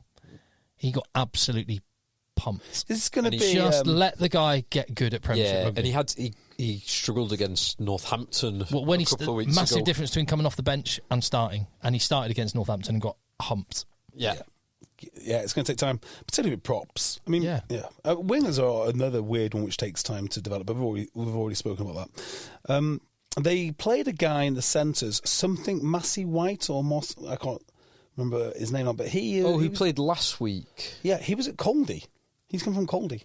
Was he not at Wasps? I want to say. Well, I'm sure he saw it. He might have been loaned out to Coldy. Yeah. But this does, in terms of rotation, this is a perfect segue to Saracens, who have in every single one of the 3 games gone with the strongest team that they can pick. Saracens are in a bad state. And it looks now, in retrospect, like going to... Where did they go on that first weekend? Oh, they went to the Bulls, I want to say. Yeah, they set... Oh, no, yeah, was that the middle weekend? I can't remember. They beat Connacht, didn't they? And then beat Connacht, lost to... I think... No, they sent a full team out to Bulls. Bulls was the first one. So they sent a full team out there to Pretoria when they have Premiership, travel, Europe. But this is all part of taking it seriously, isn't it? They take it seriously, and that's why they're proud of their club. They do, but that is the counterfactual to what we've been talking about the rotation. All right, let me throw something else at you then. Do you not just think it's the case that they're too old and they spend too much money on players that can't get it done? I think that is... I think that's a more serious problem. I think that is their bigger problem right now. I think they are where Harlequins were when they had all those England boys. That is such a good comparison. That's exactly where they are. Jim Mallender did the same at Northampton. Yeah, held on to that title-winning team for too long, and it's an easy thing to do. Yeah, it's a very easy thing to do. So I think there's so many factors in this. So first one is exactly that: holding on to them for too long, and this situation they found themselves in with Mara Toji and Owen Farrell gives you a little glimpse of why they're in this situation, because for them to have their contracts renegotiated now, and we know it's now, and we know that these contracts are the end of long contracts because you've got two more key players. So these must be, 5-year deals? When did COVID hit? Yeah, well, apparently Farrell's got another year on his deal. So he will have to be bought out of that deal by Racing. There's talk of Racing paying up to £500,000 to buy him out of that deal at the end of this season. So he's got at least one more year. You're looking at a 4-year and a 5-year there. So if those were done as COVID hit, because that's what 2020, that's what they mid did. 2020, yeah. They've done the same for Good, they've done it for Maitland, they've done it for Billy, they've done it for all these guys, and they're getting all together, and that's why they can't refresh their team, because they've got these historic deals locked in, which they need to maintain. Sale did exactly the same thing, which is they redid the deals early on, and then they can take it's quite hard to explain, but you can take a notional cut in the salary cap. You can grandfather the big deals in, but you minus 25% off them, so they fit in the salary cap. Does that make sense? Yeah. And that's what you sign before a certain date, the players get the money, and then you take an effective 25% off to fit it under the salary cap. It was something like that. So, and you could maintain the two marquee players if they were signed. Say the date is January 1st. If you're getting paid £100,000 prior to January 1st, only £75,000 of that £100,000 gets put onto the cap. Yes. If you're getting paid £100,000 after January 1st, your cap number is £100,000. Yes. So Saracens and Sale, and maybe a few others, paid. But that was a COVID-specific thing, wasn't it? So the cap came down 25%. Saracens, Sale, maybe some others redid all their deals right away. The day before, yeah. So they could get everyone on the same money, but then 25% off. That's why they had really strong squads. Okay, done. So you can see they've got these long deals, and they're slowly coming apart. The other thing is, because they can't change their team, they've changed how they play. And there's a lot of plaudits given to Saracens for this attacking rugby. And it's nice, it is good. But the problem with it is, when you turn it over from a offload, say, compared to, you're going up the middle and you get turned over at the breakdown. From an offload, it can be absolutely catastrophic in seconds. Especially when you're playing against Bordeaux. Yeah. Well, do you know what is especially catastrophic? And again, tying this between Bristol, Sale, you'd add Saracens to it, getting completely mullered scrum time. You cannot come back from that. You can't. And they can't replace the props because they don't have the salary cap for props. They've spent it all. Spent it on these massive long deals. Yeah, Saracens scrum is not good enough. And just to summarise this, email here from AJP, contact eggchasers@gmail.com, says, evening guys. Saracens' golden cohort have finally passed over the hill. They've been underpowered in Europe for a few seasons, but the backs, who were so sharp even last season, now look ponderous. And I think the scrum is a massive part of that. Anyway, they have a decent crop of young players, and a number of older players will likely move on at the end of this season. McCall has a hell of a real rebuild on his hands. Baxter has set a daunting precedent. Yeah. England and France are the most successful when they have a large cohort from one or two clubs. Leicester, pre-2003. Saracens, pre-2019. Toulouse, post-2019. Which one or two teams can provide that spine for Borthwick? And he suggests, Alex does here, as you said earlier, Bath and Saints. Yeah. I tend to agree. Mind you can't overlook those two Leicester Tigers locks. He was superb. And just also Gary Blanchard just has the subject title here, have the Borg finally been defeated? Yeah, it's quite sad to see because they are coming. So Farrell's got to go. Farrell's got to go because I just think having led for so long, maybe it's good for him to go somewhere where he can just be part of the team, not have that pressure continuously. Well, I think I'd say go because you're an incredible player. Go and win some stuff. Yeah, well, I mean, do you not think he's won enough stuff? He has, and more stuff. And also, More stuff. Gary here in his email says at the end of his email, which basically reiterates what we've already said. He says we still have the chance for one last dance with the Premiership, as a lot of injured players are back in March in time for one last push. I think that's a good objective for them. Yeah. I don't think they'll do it. And this new style of play, I was watching them when they tried to open up and attack Bordeaux. It was good, but they had one trick. And when you're throwing the ball around, attacking Bordeaux, sorry, good luck trying to attack Bordeaux. Well, Bordeaux just absorbed it. Their defence was bending, but it wasn't breaking. And then as soon as they turned it over, they just killed them. Yeah. And when you're playing this sort of rugby, other options come off the table. So it's all right to have it in the locker, but it can't be the locker. So you can't control the game, you can't slow it down. Saracens were so good with their territory game and their pressure game. And even when they were conceding penalties at the breakdown, well, that's fine because they can reset the line out and they know exactly what they're doing and they know how to defend a driving maul. That's how you play rugby. You know how to defend your set piece and you know how to put teams into situations that you can control. When you're throwing the ball around reckless, it's not reckless, but when you're throwing the ball around, offloading like they do at the moment, well, it is reckless because you can't control the outcome when you turn it over. You just can't do it. Exeter know this. That is why when they've reinvented their team, they've stuck to the same style of play. Leicester. Saracens should really go back to what they know, which is boring, kicking, territory-based pressure. Tigers did it. Tigers did it to win the league. So I don't know how Saracens, when they're such a smart, well thought through organisation, have found themselves in this situation. It probably is the timing of COVID and having to get those guys on deals in a very short space of time, which meant, and when they were signing those deals, you're only 6 months out from at least half a dozen of those players being World Cup finalists. So they signed long-term deals where those guys are still in their peak, and you're paying for that now 4 years later. 2 guys who are 35 played today. 2 guys. Sorry, this is the back line. In the back three. The back 3. 2 guys in the back 3. Good and Maitland. 35. It was quite sad actually the way, because I love Maitland. I think he's a great player, very reliable. But it was quite sad the golfing class between him and Pinot. When Pinot went round him in the 5 metre channel towards the end of the game, I think that was for Jalibert's try. It was bad. It was very bad. Much like watching Machino get that intercept and just tread water, not being able to keep up. An ageing fighter getting knocked out. Yeah. You're aging hero. So Saracens got an absolute hiding. And I don't know where who do they keep? They keep Ben Earl. Here you go. Here's your mission. You're rebuilding Saracens. Who goes? Who stays? Earl, Theo McFarland, Gonzalez, Christie. Gonzalez, I think, is off. Is he? Okay. Another club, I can't remember. France might even be Saints. I can't remember. Really? I can't remember. It's another English club. Oh, did not know that. Okay, I'd try and keep Gonzalez, but that doesn't sound like it's going to happen. I would personally keep Marrow because I think he is still. There was a great moment last week.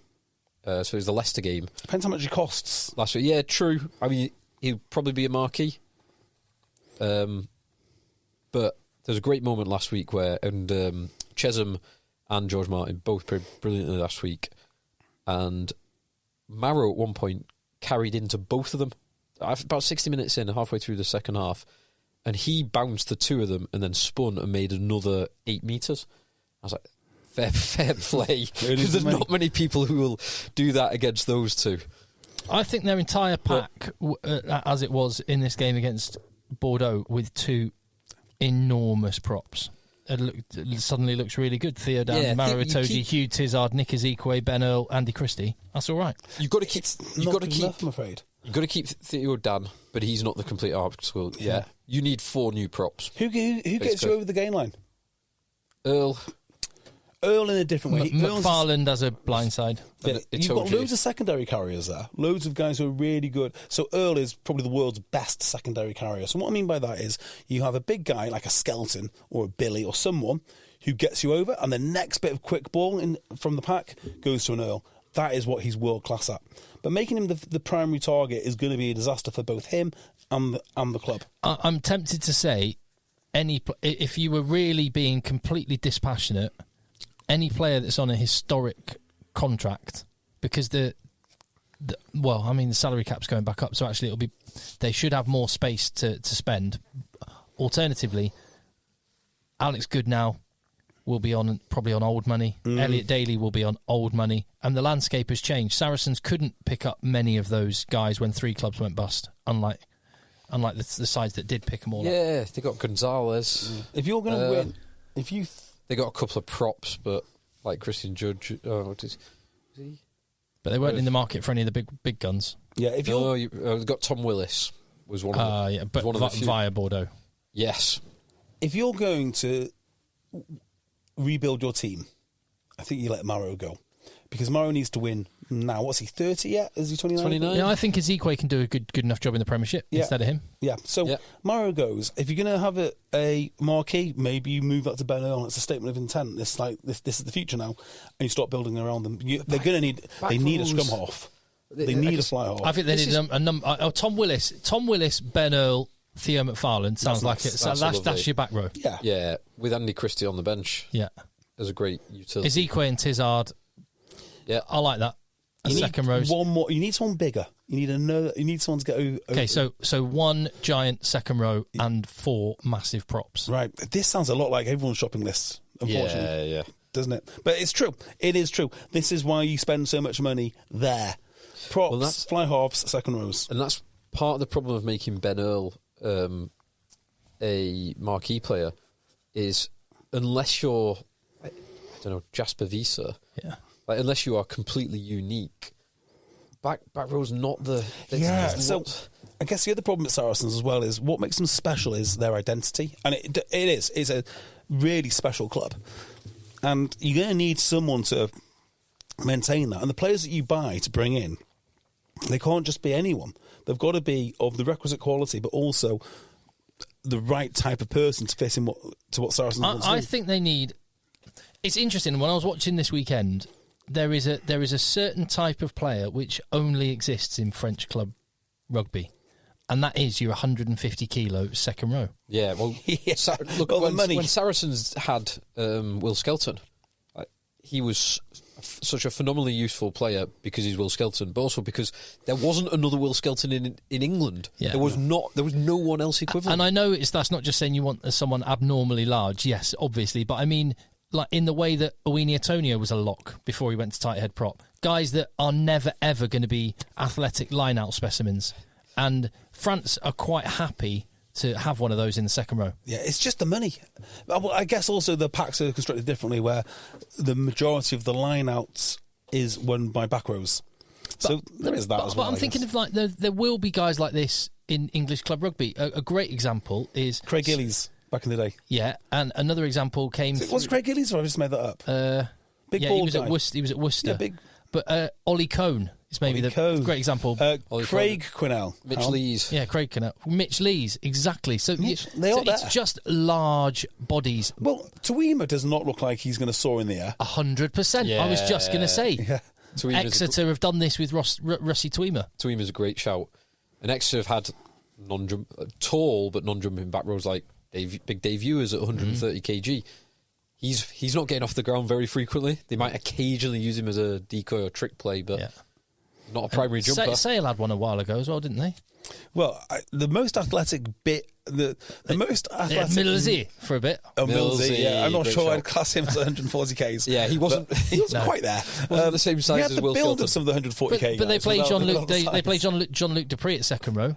He's so athletic though. Like he's more like Peter Spieth. But he's not there to do line-outy lock things. He's there to do ball-carrying things. Yeah. Okay.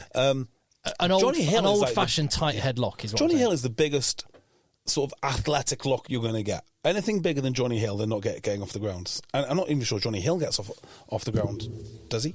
But yeah, Johnny Hill's like the biggest version in England that you'll get.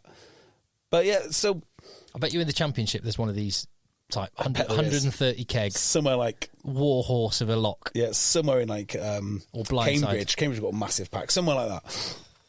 Yeah, so yeah, their shopping list is very much the same as everyone else's, but you need to find someone who fits into your culture.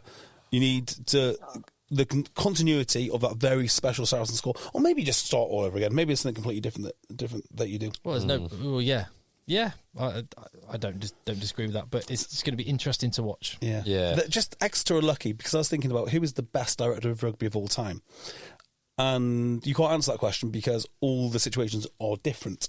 All that I know is that Rob Baxter is the best director of all time for Exeter Chiefs. No one could have done that job better than him. Yeah. So the question is, what do Saracens have in their locker? Obviously, unbelievable coaches, but are they only unbelievable if you've got a team challenging in Europe? Can they rebuild a squad from scratch?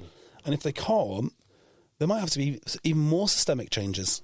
You'd back them to beat Leon? I wouldn't. At home? I don't know. Leon is second in the pool at the moment. 1, 2 out of 3. I wouldn't back them to beat anyone. I'd back them to beat Newcastle. No, I mean, look, they can still pull out a performance, but I don't think so. Bristol beat them at home in the Champions Cup. Leon. So Leon on the road is a different beast. Do Leon need to win? No, I don't think they do. No, They're probably not. They would like to win because then they'll stay in the top 2 positions and get home round of 16. Oh no, sad news. I mean, it's not rugby union news, but it's sad news all the same. Malcolm Alker's died. Malcolm Alker, wow. Do you know who Malcolm Alker is, Tim? Why do I know that? We have discussed. I know it's rugby league, but we've talked about him before, haven't we? We have discussed Malcolm Salford Alker. City, yeah. Yeah, Salford City Reds, Malcolm Alker died. Which That's is no very age. No, 45. So, not to make light of it, because of course he has just passed away and it's very, very sad. But he was a really, really, really good player for Salford back in the day. He was hooker. Hooker, yeah. So when I started... like secondary halfback. Yeah, well, hooker. Hooker, yeah. Sorry, but as in played second halfback. Oh, right. So okay. often you play with like a left and right halfback. So you have your scrum half playing the ball on one side and your hooker playing the ball on the other side. Yeah, well, anyway. Sorry, so is he taking his own life? I haven't read enough of it He's yet. about 45. Well, this is... I'm glad... No, I'm not glad you mentioned that. Obviously, that's terrible news.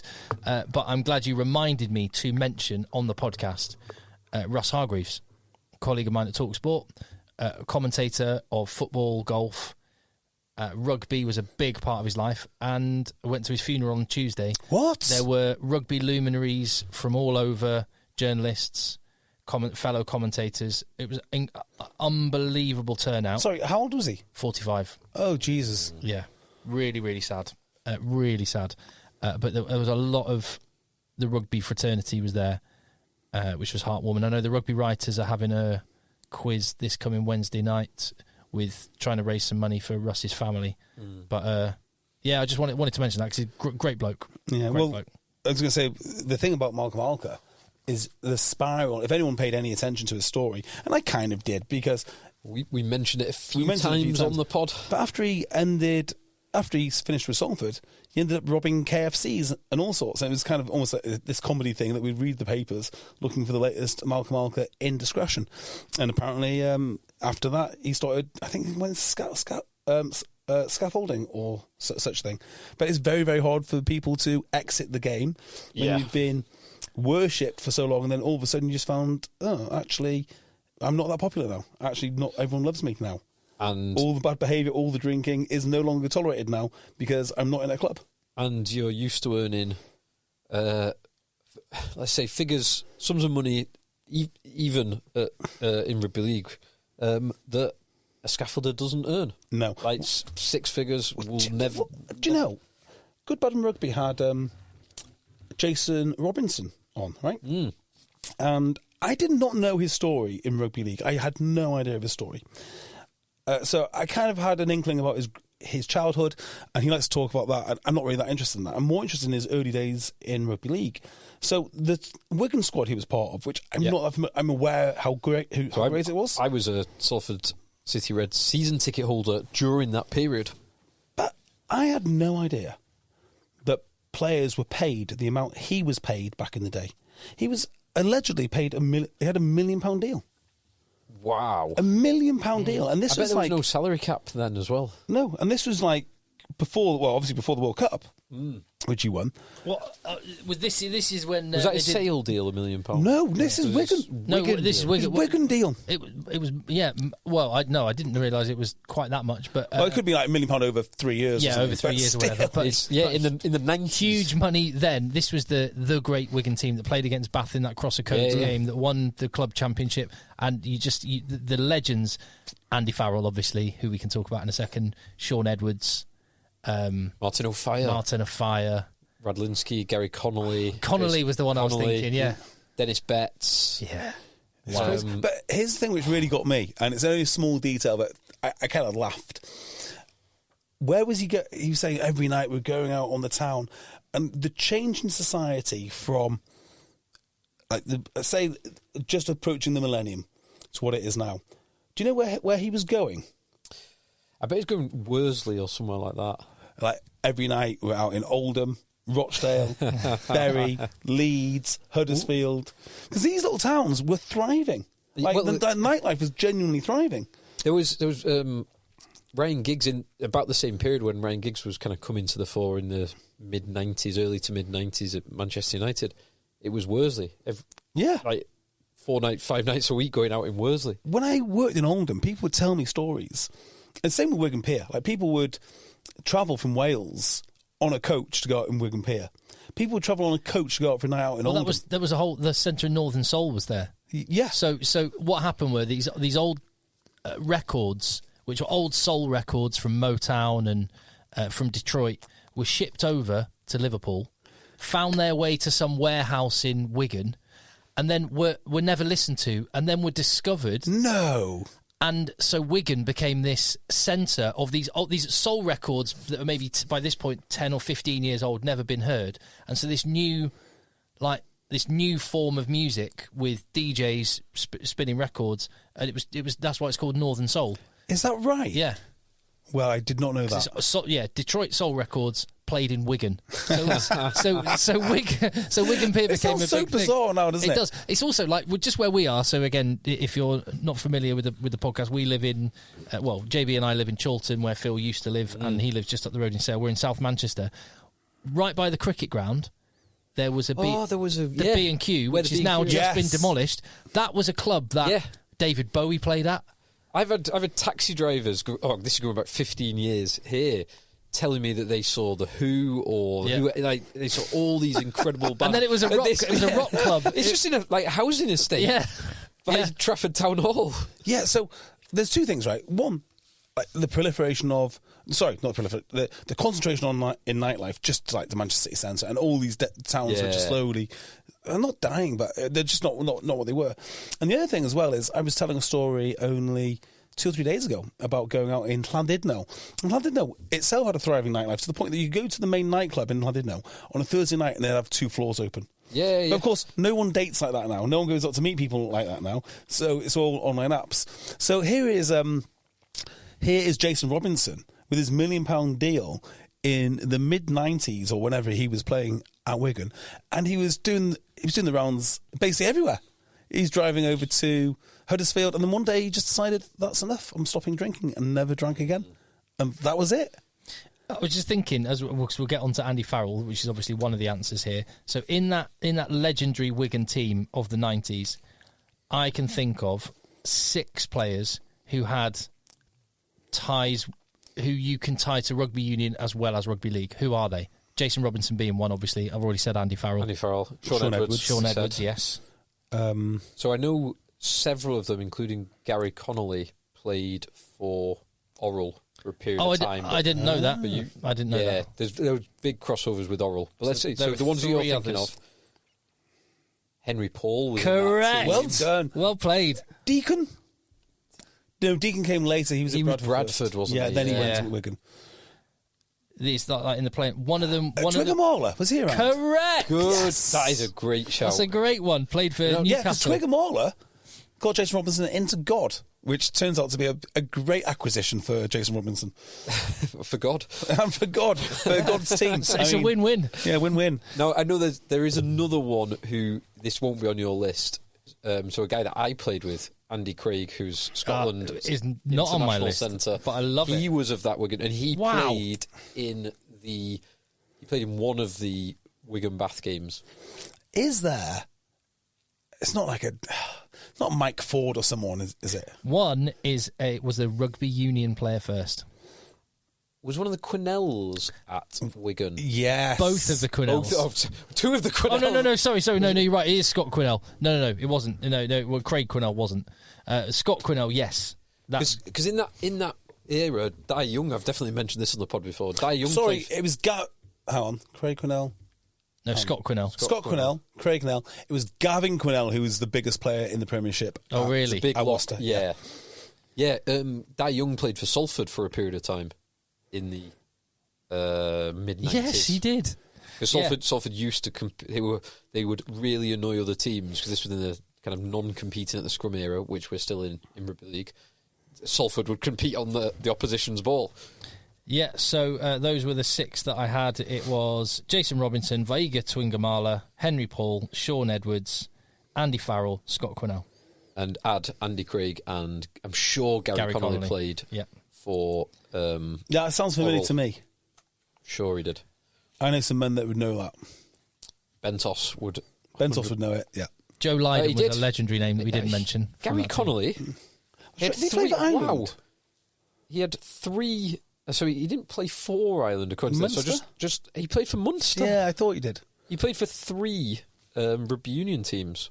He played for Orrell, Munster, and Harlequins. Apparently, there you go. But according to his Wikipedia page, which would never ever get anything wrong ever, he scored 8 tries in 13 appearances for Harlequins. It's quite a good strike rate. So the pack for the Wigan, the Bath v Wigan Rugby Union game, which happened, the Andy Farrell was lock, Vainga Twiggamala was open side flanker. That sort of works. It kind of works. Right amount of mass. Yeah, and Andy Craig, one of the replacements. There he is. Yeah. So the other thing that Jason Robinson said was just how tight that Wigan team was, but how you because he's only a small bloke, right?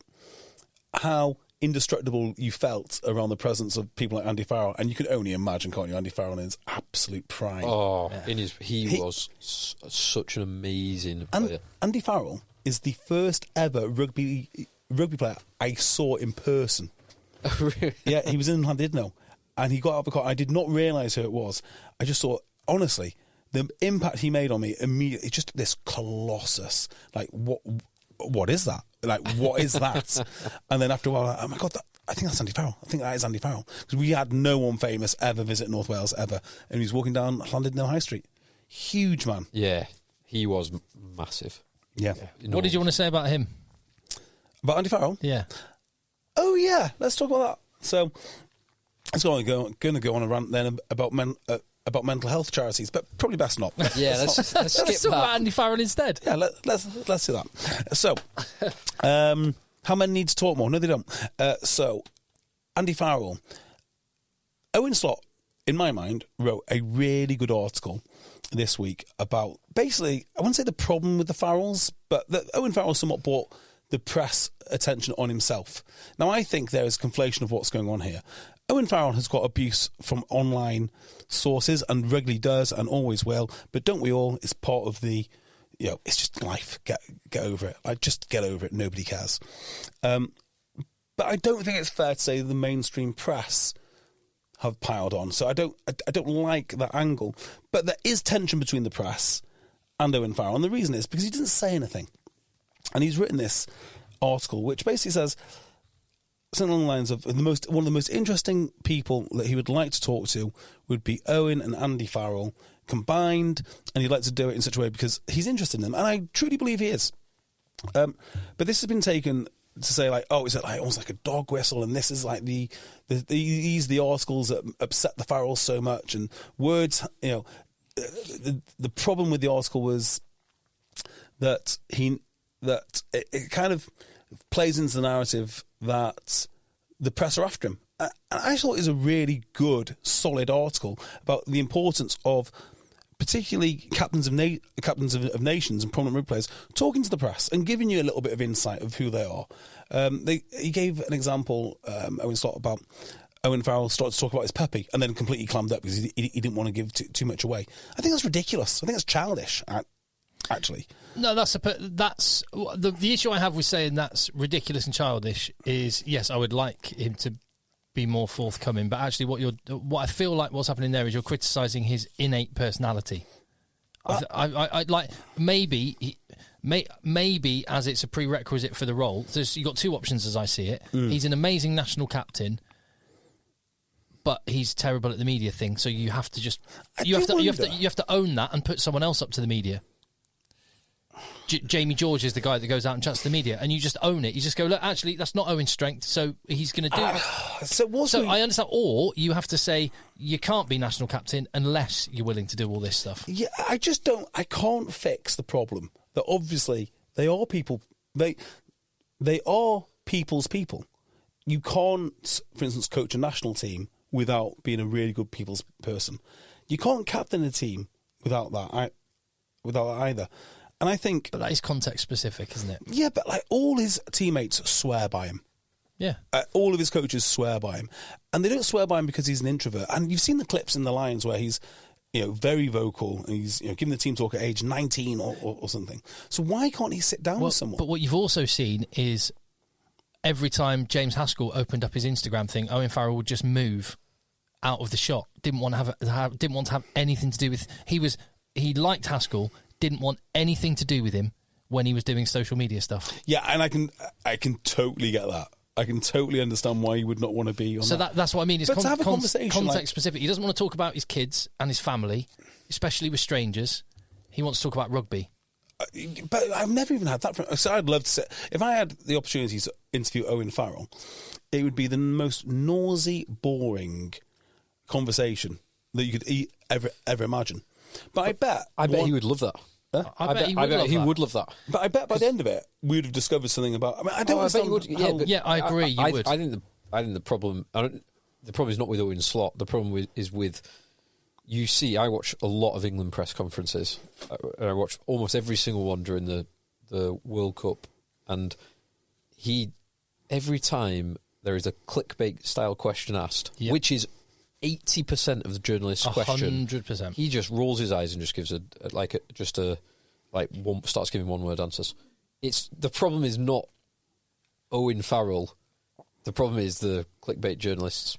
And the appetite for media is such that there is never long-form interviews which give the time to be noisy. Yeah, he might not want to do the long-form interview, but he would love the noisy conversation. He would love the noisy conversation off the record. But there isn't the time, there isn't the interest. Frankly, you have to think, you have to work back.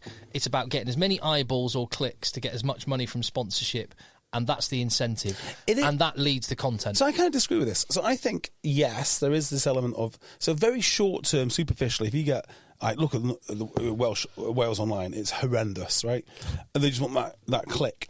But then if you want to generate a sustainable business model and a sustainable readership, you've got to look no further than... Well, Owen Slot would be a great one because he's such a good writer. The rugby paper next to Phil. I don't know how much... I bet they don't make... I bet their margins aren't very good and they don't make a lot of money, but I bet they have a community and that is true. It's just rugby focused. But I bet the subscribers go to the Telegraph. People read the Telegraph purely for Charlie Morgan. Purely for Charlie Morgan, because he's so good at what he does with his nausea analytics and rugby only, the actual game of rugby, which he writes about all the time.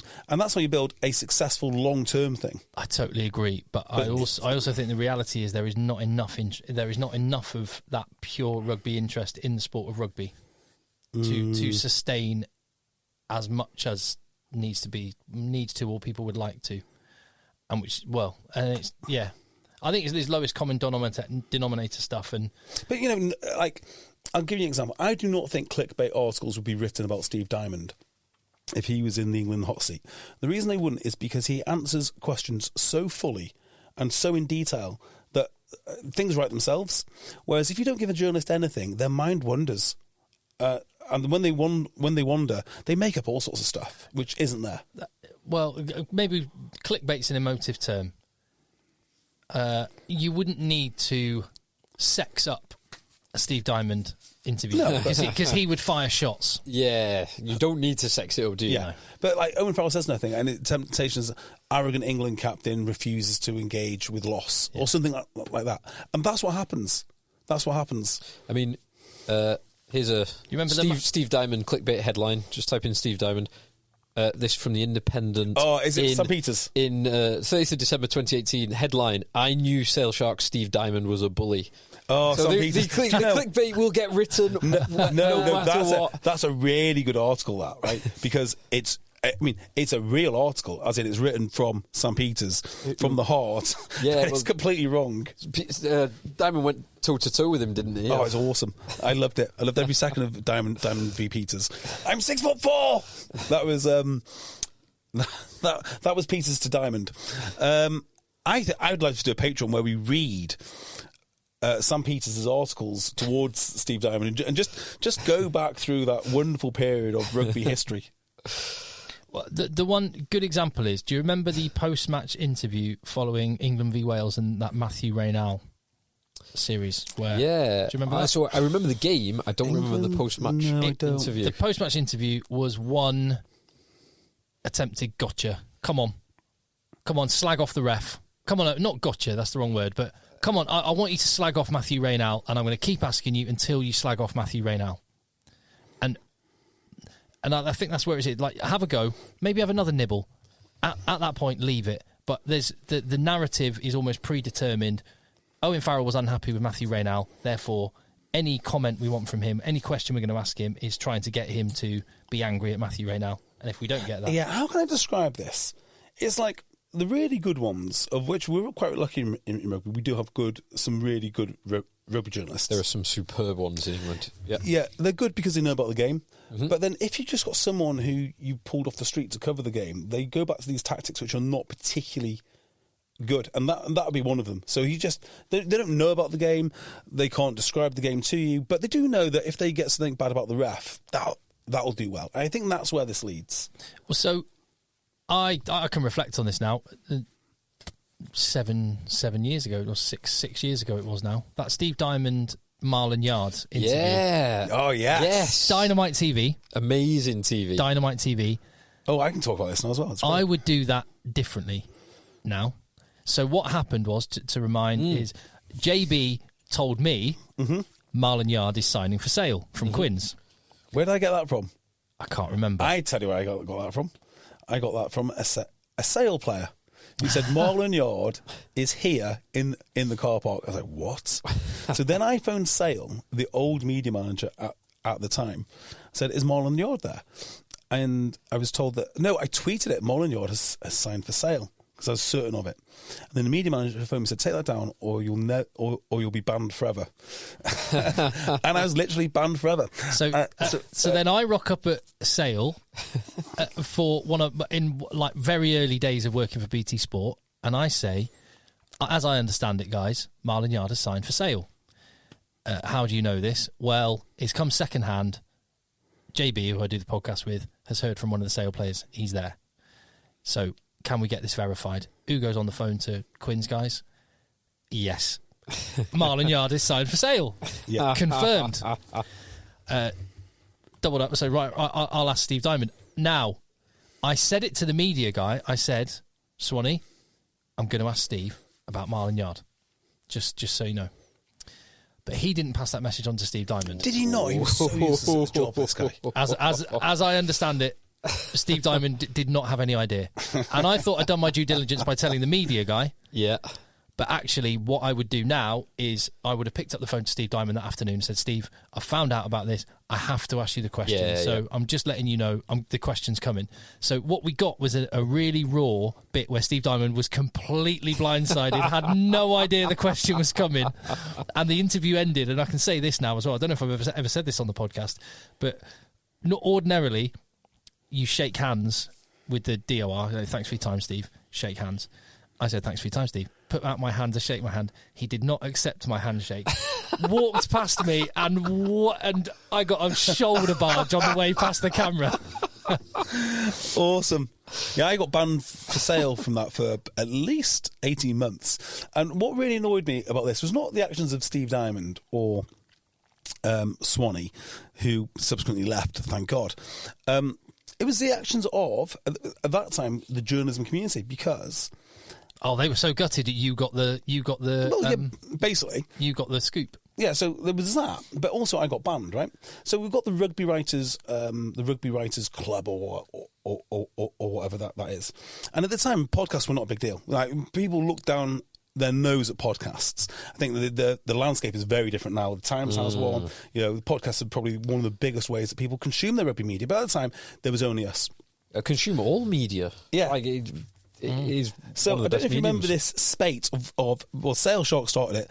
Media Day will be limited to only bona fide media. Yeah. Right? Oh, we had a whole months of that bona fide media. Right, which means not podcasts. And It's funny now, isn't it, thinking back? Yeah. Tell you who was absolutely top notch with this was Nick Mullins and Chris Jones.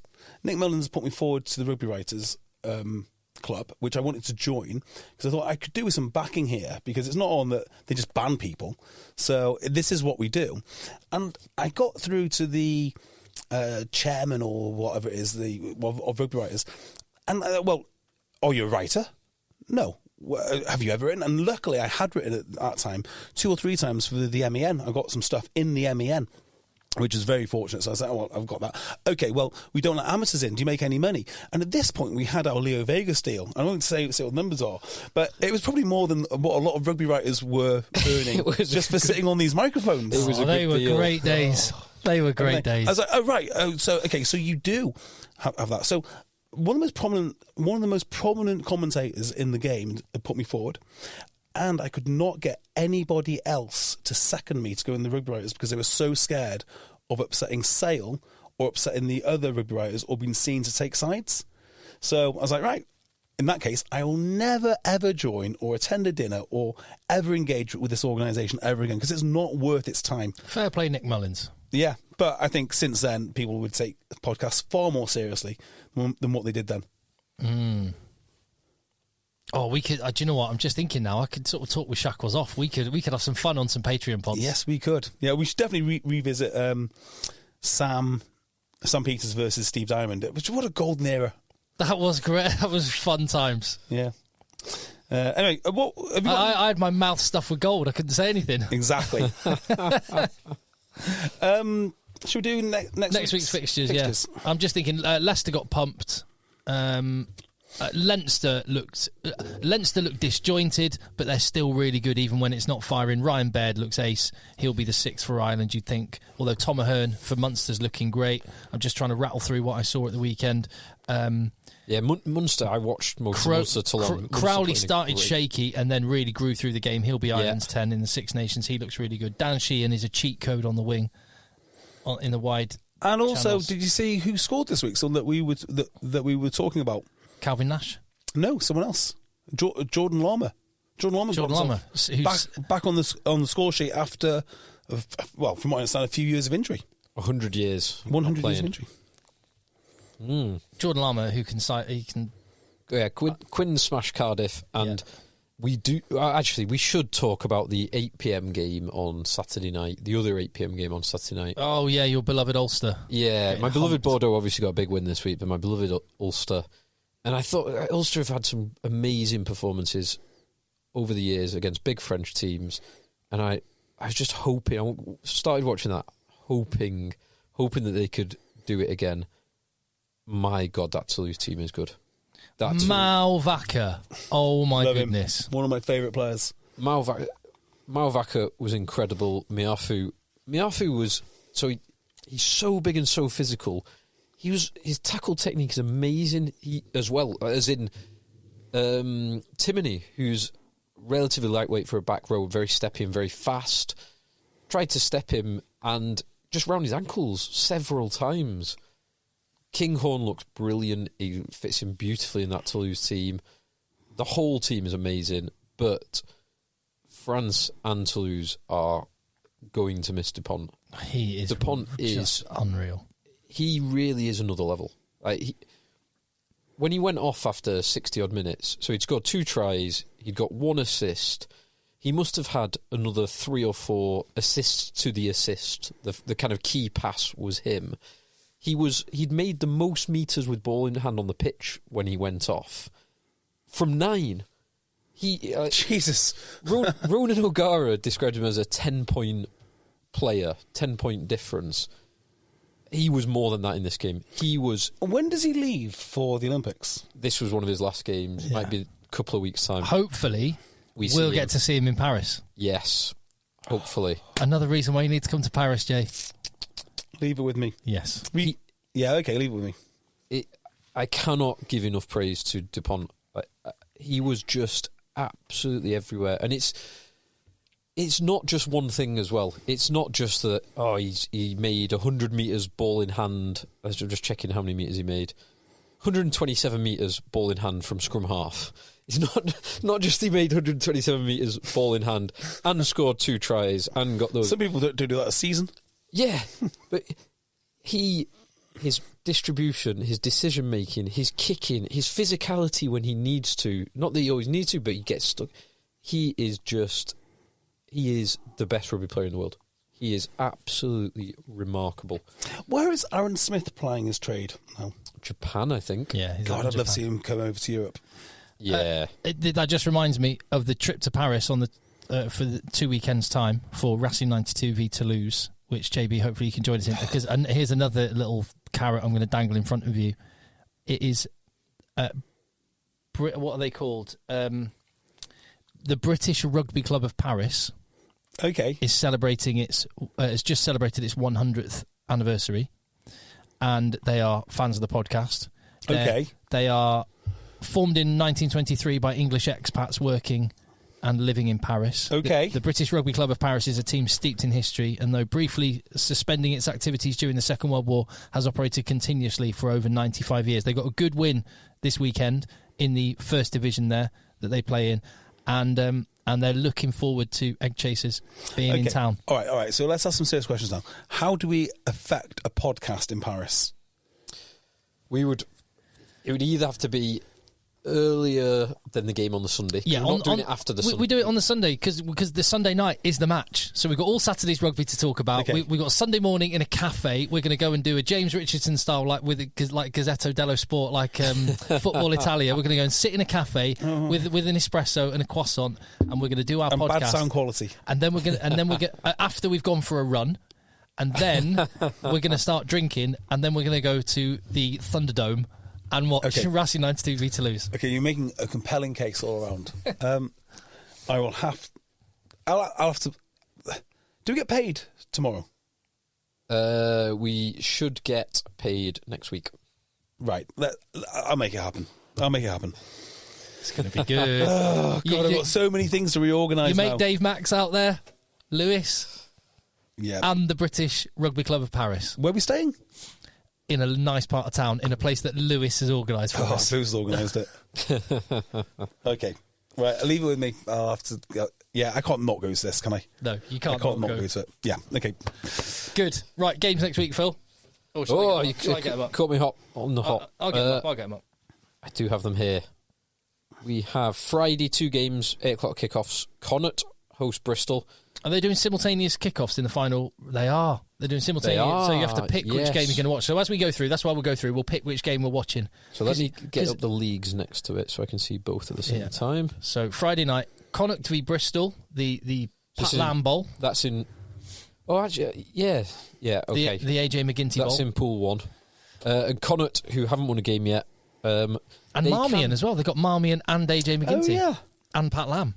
Yes. And they've got that fella that was the number 8 and captain. John Muldoon. But they've also lost their old captain to Connacht.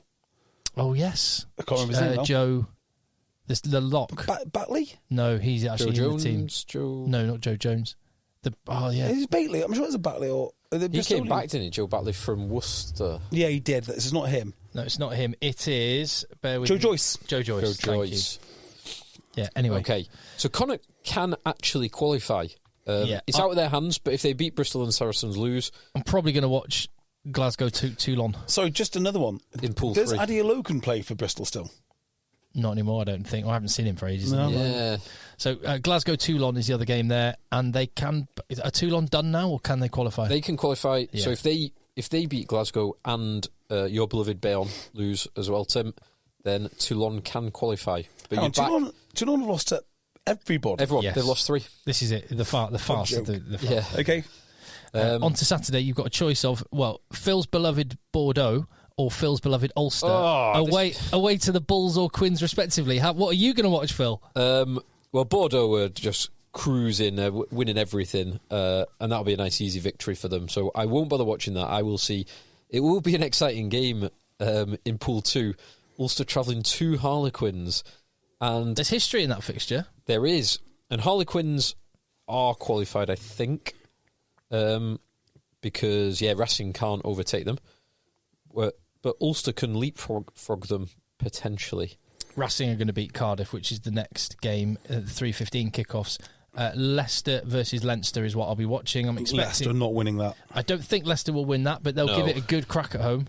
They will, but So- Leicester rested their players because they thought they had a better chance of beating Leinster at home than La Rochelle away, which I agree with, but I think Leinster will win that. So I'm going to go for Leicester. I'll be watching. The next... Same, I will be watching that. There's 2 5:30 kickoffs, and this one's got a bit of history to it too. Munster v Northampton. Or Stade Francais v Stormers. I'll be watching the Munster-Northampton game, no question. Just a quick question. Are you returning on Monday, Phil? I am. Yes. Yes. What time? What is your flight out? Friday at maybe 10 a.m. Okay. Sorry, please continue. And then from Yes, Manchester, I'm on a similar time. Charles de Gaulle. going to Charles de Gaulle, with the EasyJet. Yes. We might be I on the think I'm same on that flight, yeah. And then back, I want to say 2 p.m. on the Monday. I think we might Nice be on... leisurely. It's a nice flight time, that. Are you departing what time? 10? I will tell you what flights I'm on. If anyone else is interested and wants to come to Paris, obviously, we're doing this live. Flight info. It is... Ooh. Oh, no. That's not... Where's it? Easier. Anyway, carry on with the thing, Phil. Well, we can edit this. That's fine. A little bit. No, we can't. And you're returning when? Monday. Monday 10. No. So flight out. No, it'll be a late night Sunday. 10:50. Flight out of Manchester to Charles de Gaulle. 2:10 Monday. Return to Manchester. There you go. All right. So last bit of flight stuff. What are you going to do on Friday? On Friday afternoon, which is worth my time. I was going to go for a run and do some shopping. Interesting. Well, you notice I am actually wearing a Parisian top at the moment. So if I join you at 9 o'clock, if I land at 9 o'clock, is that enough time to come out and go booze? Some of the other guys are coming late. D-Mac's coming late. Doesn't land until 10ish. Oh, does he not? I might wait for him in the airport. Okay, fine. 10:50 a.m. on the Friday. And I think I've booked my return flight separately. Either that or I haven't booked it, and I suddenly have to go and book it. But anyway. Well, I've already had to pay an extra 50 quid to move my return flight, because I did plan to travel back on the Sunday, but then the game got announced as a 9 p.m. kickoff on the Sunday night. Oh. Anyway, right. So we've done the 5:30s on the Saturday, which is Stade Francais hosting the Stormers. Stade Francais, who they are out of it. Stormers, who are battling for that home home knockout stage. And Racing 92 hosting Cardiff, 2 teams who haven't won a single game, but both have a mathematical chance of qualifying. There is an 8 o'clock on the Saturday, which is Saracens hosting Lyon. Now, JB, wasn't this a fixture a while ago that on BBC you said that Lyon, watch out, they're going to be dangerous? Yeah, so what happened they didn't get a single point. No, you said they're going to be the most memorable. Yeah. They're going to be for a memorable campaign.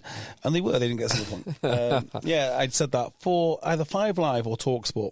But Lyon, who are currently in second place, and if they win, they will bag a home knockout game. Saracens, they have to win in order to qualify. That will be interesting. Poor Saracens. Sunday, 3 games. 3 games, one a few miles down the road. Sale are going to get battered by La Rochelle, who La Rochelle do have to win, particularly if they want a home next round. They can still get a home game. They can. Despite only winning 1 game, they are only 2 points behind Tigers and Stormers. Brilliant. So it's out of their hands, but Tigers aren't winning against Leinster, and Stormers travelled to Paris to play Stade Francais. But you'd expect Stormers to win that, so that makes it harder for La Rochelle. Mm-hmm. So we've got that at 1 o'clock, which will be a La Rochelle win. Toulouse host Bath, and Bath with that win, they maybe not quite guaranteed home, but if they get a point, just they need 1 losing bonus point or try bonus point, and they guarantee home knockout, which is good for Bath. And then Tim's beloved Bayonne host Exeter, which will be an Exeter win. We hope. So, yeah, we hope. Except for Tim. Tim doesn't hope that. Yeah. Right, okay, last question about Paris. If I decide to come, can I have complete non-responsibility for recording equipment?